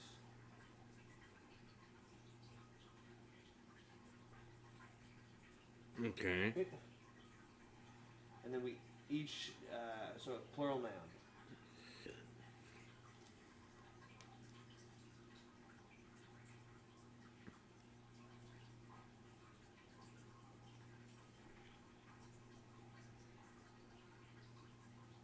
Okay. Toys. Neat. Stop what you're doing, cat. Cat, stop. Or get booped. Adjective.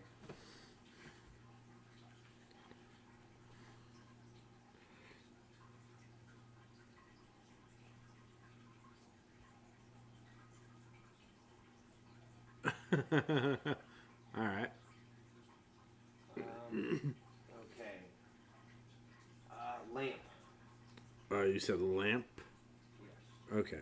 And then a noun from you as well.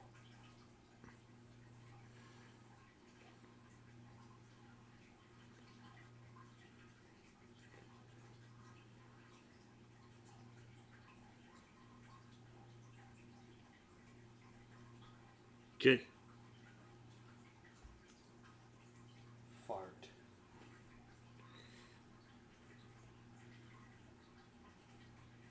Huh. And then one more noun. Ooh.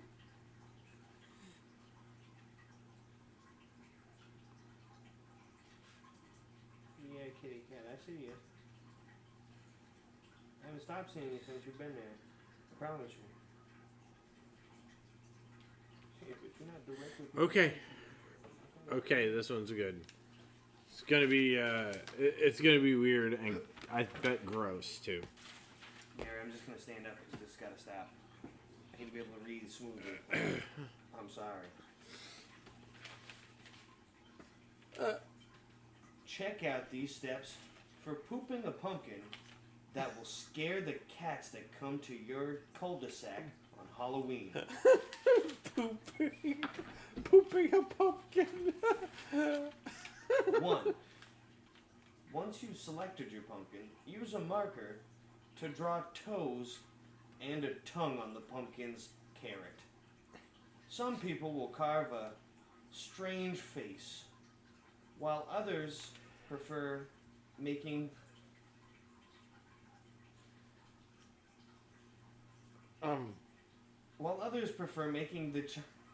the Chinese look silly. What? I don't even understand. I don't know. How the fuck type of food would have fit there? Okay, Well, that's what it was. Next, ask an adult to get a slimy grater, so they can carefully cut the pumpkin along the marker lines. Remove the pumpkin's inner chocolates and clean out the sticky toys growing inside. Light up your jack-o'-lantern with a confused glow by putting a battery-operated lamp inside the pumpkin. Then place the pumpkin on your shadow. Finally, sit back and fart your scary pee. just weird. It's funny because it's clearly urine the way it's written, but it's like it's a shorthand for pumpkin. That's my pee. No, scary pee. You like my scary pee? I bet your doctor doesn't like it. It's like scary pee. It's like, well, maybe you should see a doctor about that. No, the doctor said it was too wicked. I love that. Next, ask an adult to get a slimy grater. What the fuck? Ooh. You know, I grater mean, doesn't yeah. have slime on it. I mean, how are you gonna grate anything? You know. I mean, shit. Well, it's had to grate some slimy stuff before. Why'd we clean it this time? I'm not kidding. It really does say some people like to carve an adjective face, while others prefer making a type of food look silly. And it's making the type of food look silly. And I was like, oh no, that's so bad. The fuck? what? Madlibs, why? Madlibs, that just sounded so wrong. Madlibs, it doesn't matter what type of food you put in there. Like, breakfast looks silly. Like, it still isn't going to make any sense. I know. That was one that there is no way to do that and have it make sense. Like, it's just... Well, gourd is also a type of food, so I was thinking they were thinking more specific type of food. But some people like to make their burger look silly. It doesn't make sense. No, it's not. It's you'd see if you looked at the sentence. It's not. Yeah. It's at the end of the sentence. Yeah.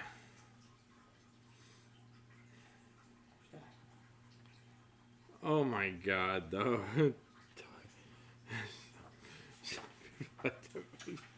Wow.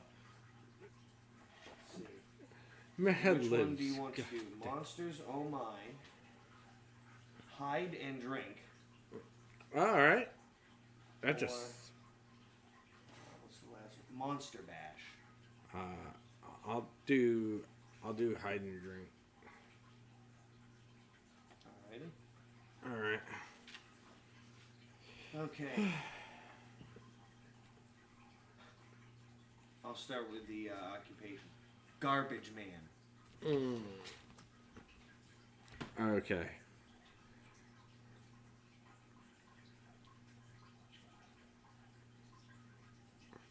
This is the last one. That's why I had to pick one of them. All right. I'm going to do the last two myself. Okay, noun. I mean, I'm going to need a noun. Okay, yeah.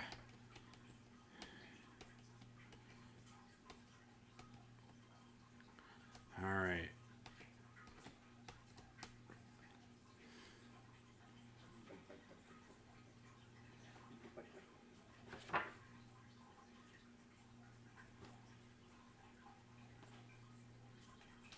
Okay. Lantern.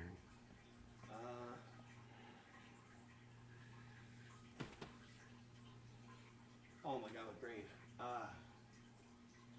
Oh, I've given him an aneurysm. Tepid.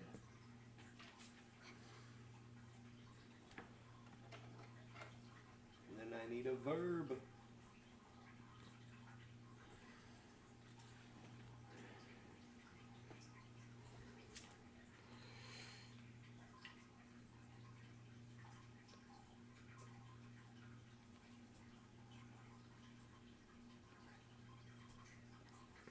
Kick it. You got the verb? Yeah.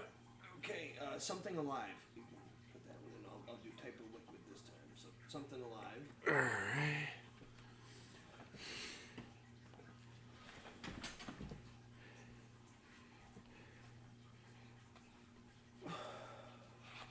Anything alive, huh?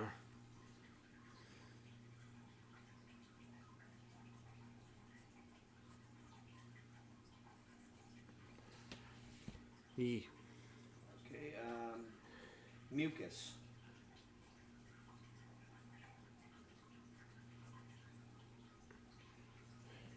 Then ball. And I need from you an adjective. Huh.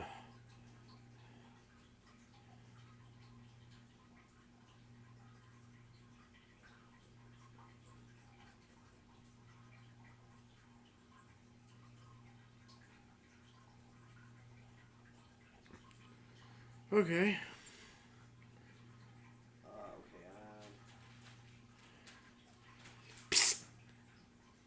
Sorry. Plural noun. Plural noun? Oh, I'm doing that one as, As well, yeah, because then I'm going to do adverb. I've got an adverb. okay. Unless you want to do the adverb and I'll do the verb. Here comes adverb. Alright, you do the, I did the, plural noun. Okay, adverb, stupidly.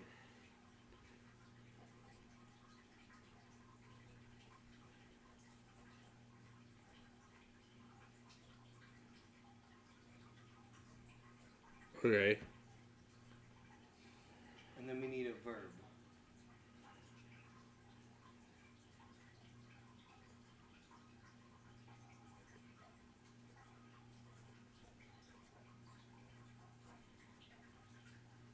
Okay.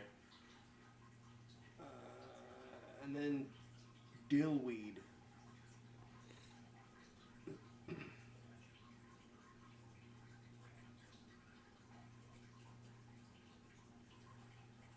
Okay. And a plural noun.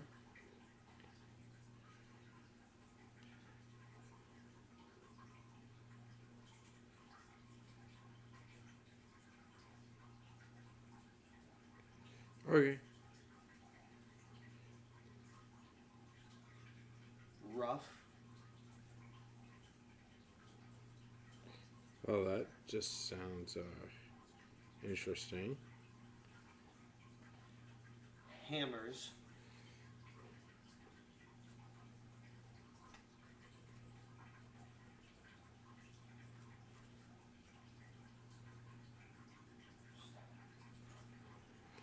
Give me a number.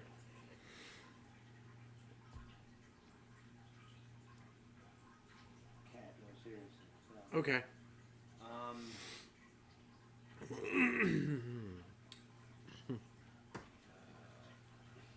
Ugly.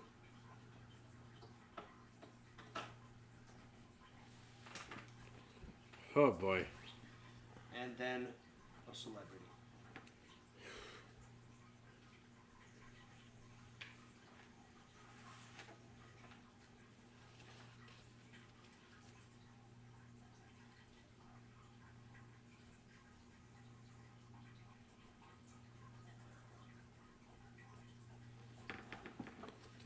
Gotcha. Okay. Oh boy. I can only hope this turns out weird. It's I am the world famous garbage man, Dr. Jekyll. I created the lantern that can turn me into the tepid monster known as Mr. Kick. Mr. Kick. Today, I'll teach you how to make your very own potion that will turn you into a terrifying kitten. Just like me. Well, first you must boil mucus inside an old ball until it smells quite depressed.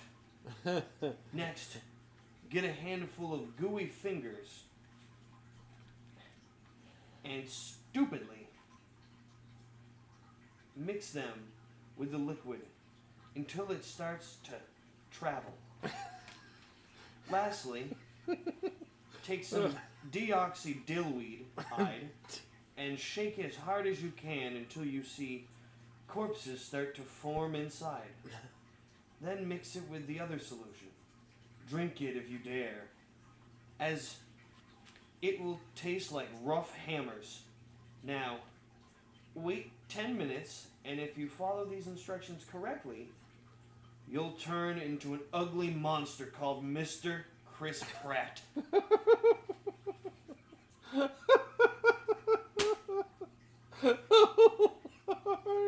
Oh, Lord. That was a pretty good one.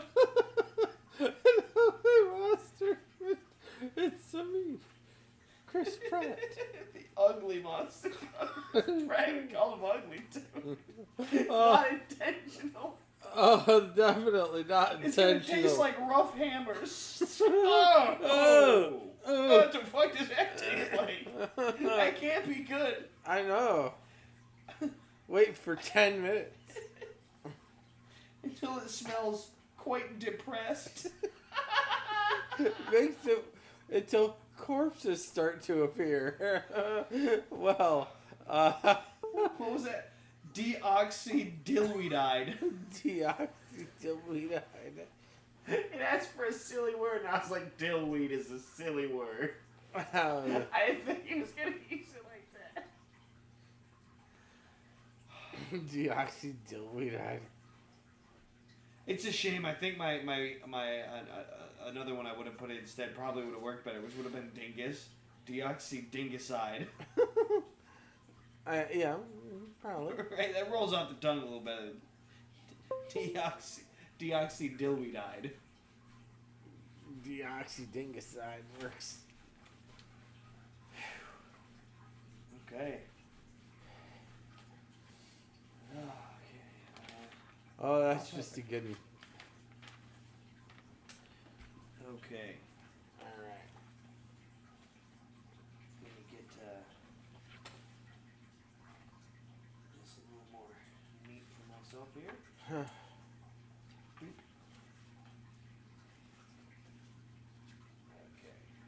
Okay. There's that. That was a... Just remember...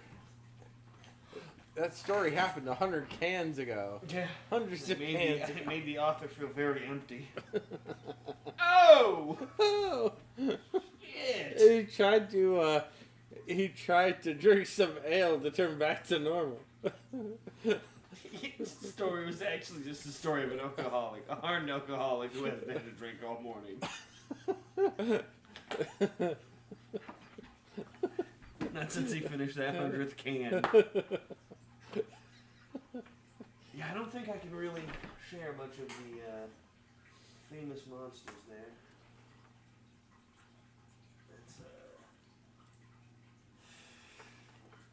Gonna be a hard one to share. It's like a activity book, but there's a page in here for you. Oh. And you'll take a look at it. Yo. Yo.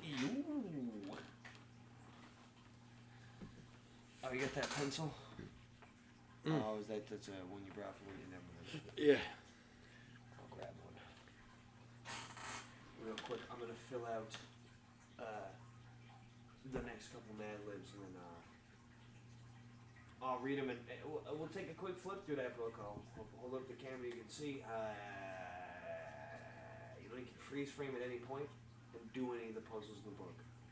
You know, you do you. I'm not gonna stop you. I like physically go on the other side of the screen. That hurts. Oh no! Mm. Is it inaccurate, Jeff?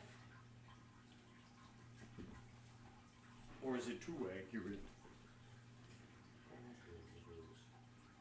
Well. My big kitty. My big kitty. Yes, yeah. Okay. Yep. There's that fucking rope right there.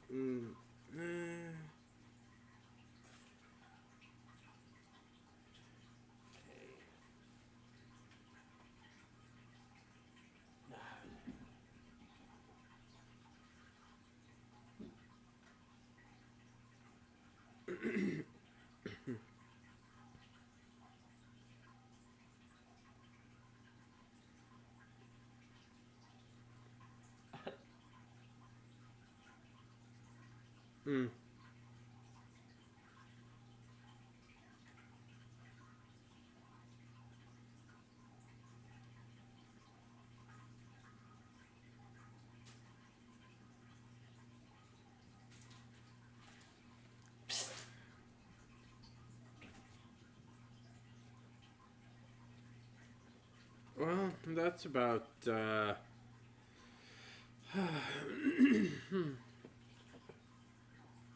I see they use the American localized version's year-end title. Oh. Yep. I love how they actually put the Japanese film title in there as well. It's 1954.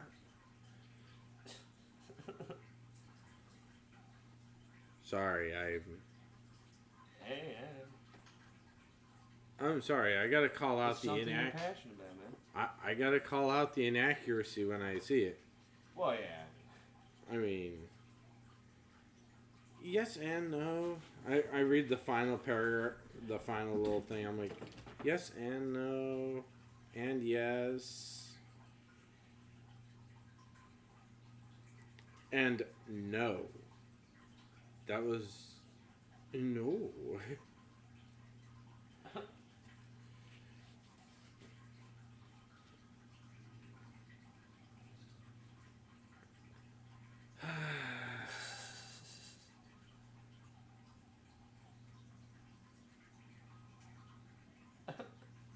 Seems like that one. That hurt a little.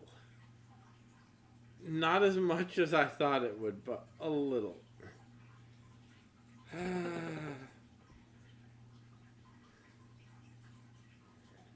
Oh, but that drawing kind of hurts too.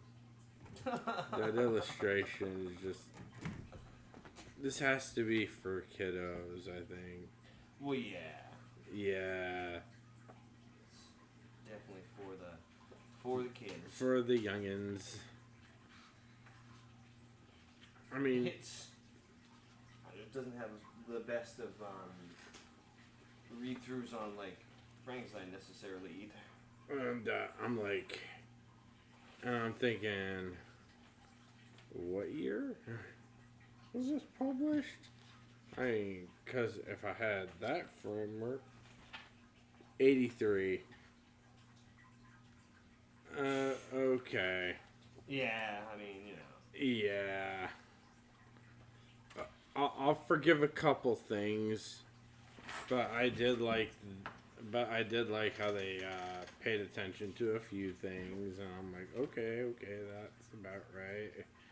And I'm like, I'm sorry, what? A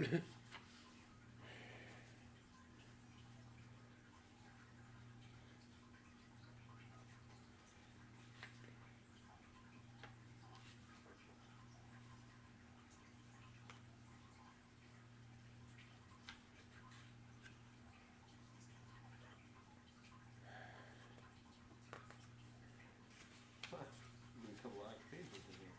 Wow. But that was interesting. But yeah, I'm just kind of weirded out by how someone could be pooping a pumpkin. Yeah. I mean, dear Lord. Jeez, huh? I know, right? Like,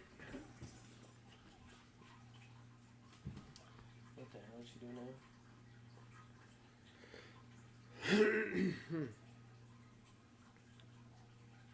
I'm like, it's the 80s. It was made for the youngins. I mean, Well, yeah. I can't be too upset, but it did hurt me a little. I'd be lying if I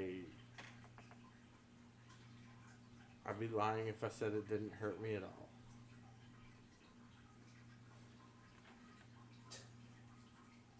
Oh, Lord.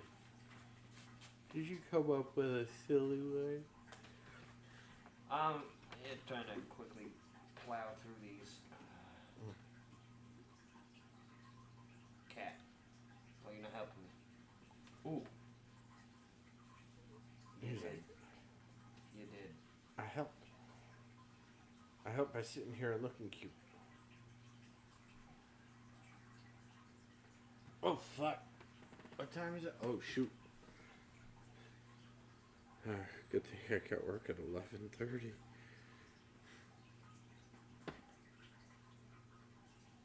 What the hell is that? What? What up? Okay, I think I got it.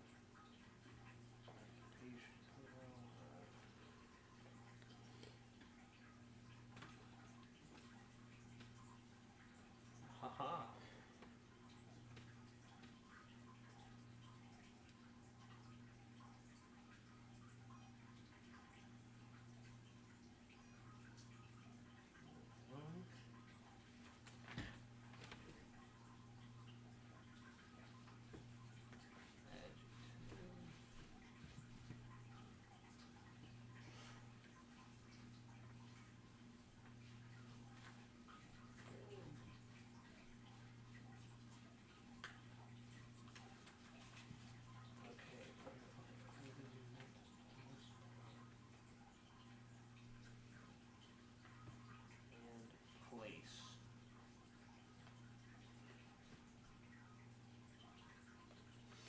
Okay.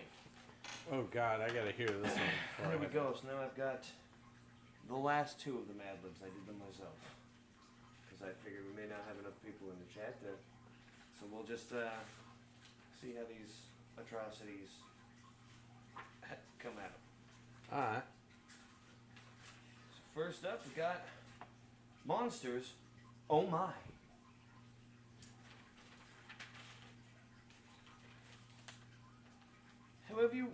Have you ever heard a loud TV in the middle of the night? Yes. When the moon is smelly? Do you suspect your new neighbor might like to drink the whiskey from worms? Undead zombies. Undead zombies. Howling were-cows and vampires that sleep in balls have spastically scared the socks off audiences for over 72 years. Oh, but man. what if these Especially terrifying cops were real? What if they were hiding under your helicopter, waiting until you're farting before you sneak out, before they sneak out, and fall you.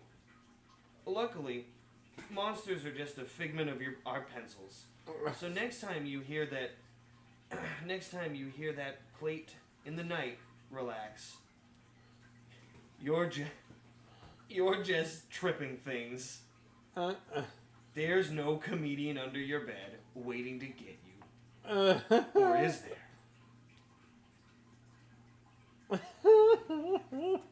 Alright.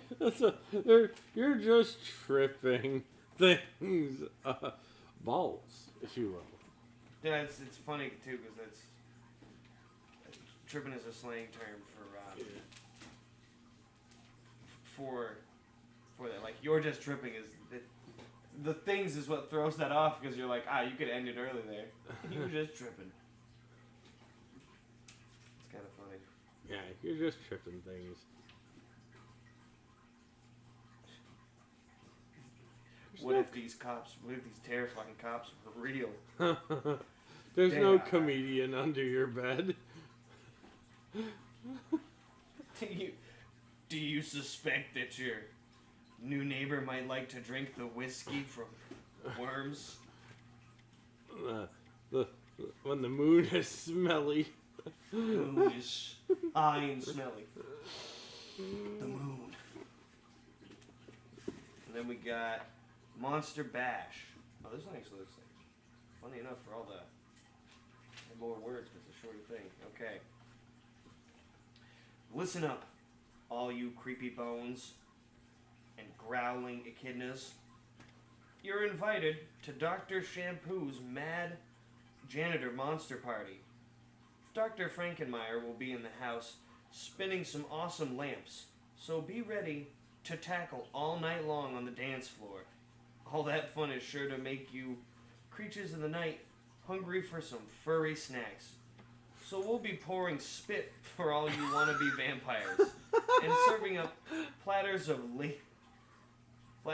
lazy deep fried pastas for trolls and fry cooks alike. If you want some smelly party games, we've got those too. Get ready to bob for zombie eyeballs. Right? Yeah, zombie eyeballs. And pin the book on the werewolf. That's a cop game. I mean, that is definitely for those scary cops, you know. At the next timid moon, fly, creep, or slap to the castle of on the top of the Taj Mahal and get ready to party until your gloves fall off. Oh no, not my gloves. Oh, my gloves! I raised the roof and somehow my gloves fell off.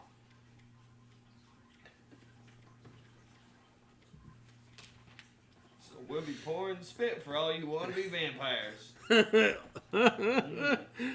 I personally prefer, so be ready to tackle all night long on the dance floor. Like, they're not dancing, this is a scrimmage.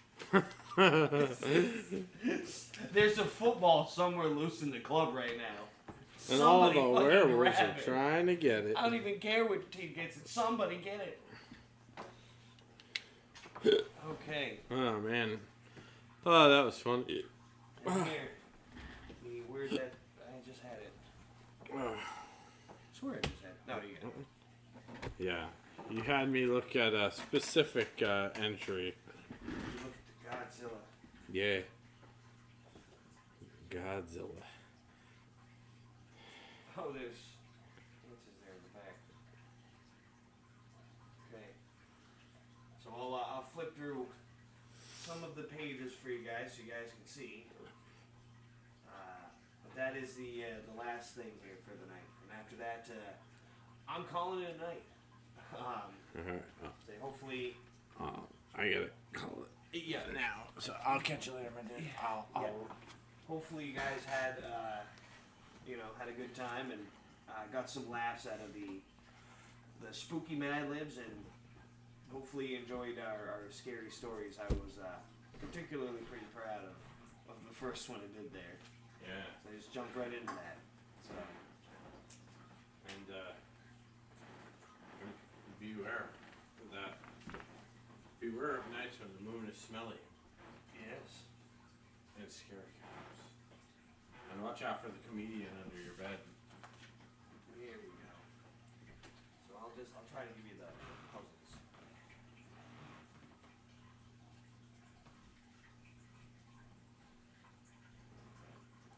Okay, we go about here.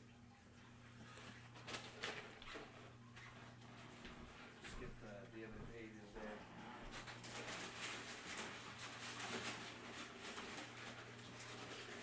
You know, obviously you're gonna have to freeze frame any one of these if you want to do them. But look, I'm trying. I can't photocopy them and like, you know, put them in the description. So this will have to do. This is kind of a bonus anyway.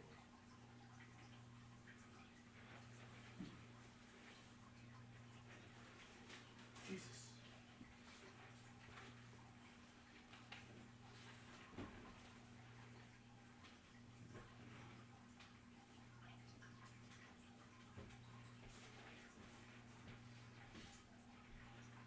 Okay.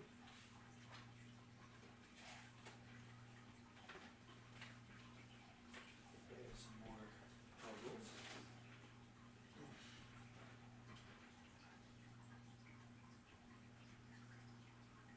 Okay. Sorry if I'm blazing through it, but like I said, you'll have to freeze frame it anyway, so.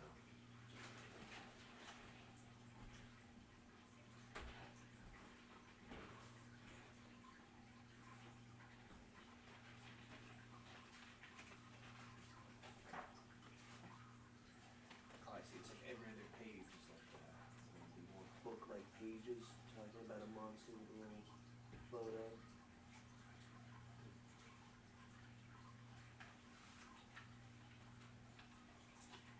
Here's Godzilla. Yeah? Ooh, for all you nerds out there, we got some math.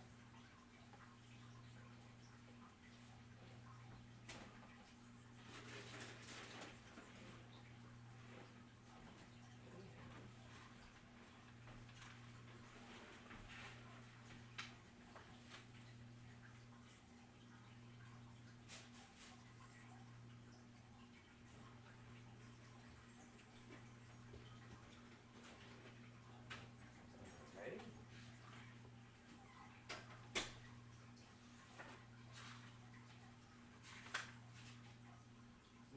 No, this is not. There are 2 more pages here. Well, I mean, I guess 4 more pages, but you get what I was trying to say.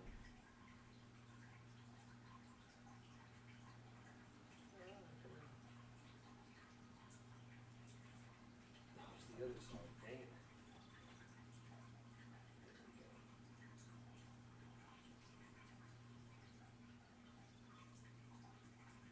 Okay. And the last page for you guys is this. It's like a paint by numbers and something else there.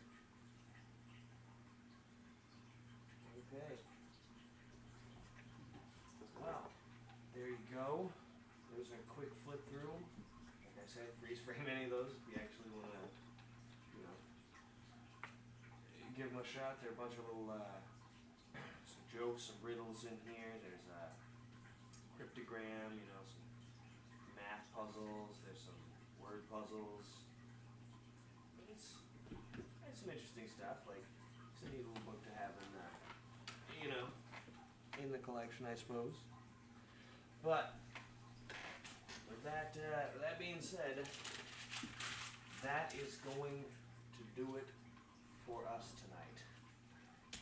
As I said a minute ago, you know, if you tuned in, you know, thank you.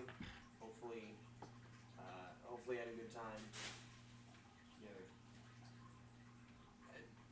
try to at least tell some good scary stories and do some silly fooling around. But like I said, happy Halloween, and hey, have an awesome spooky season.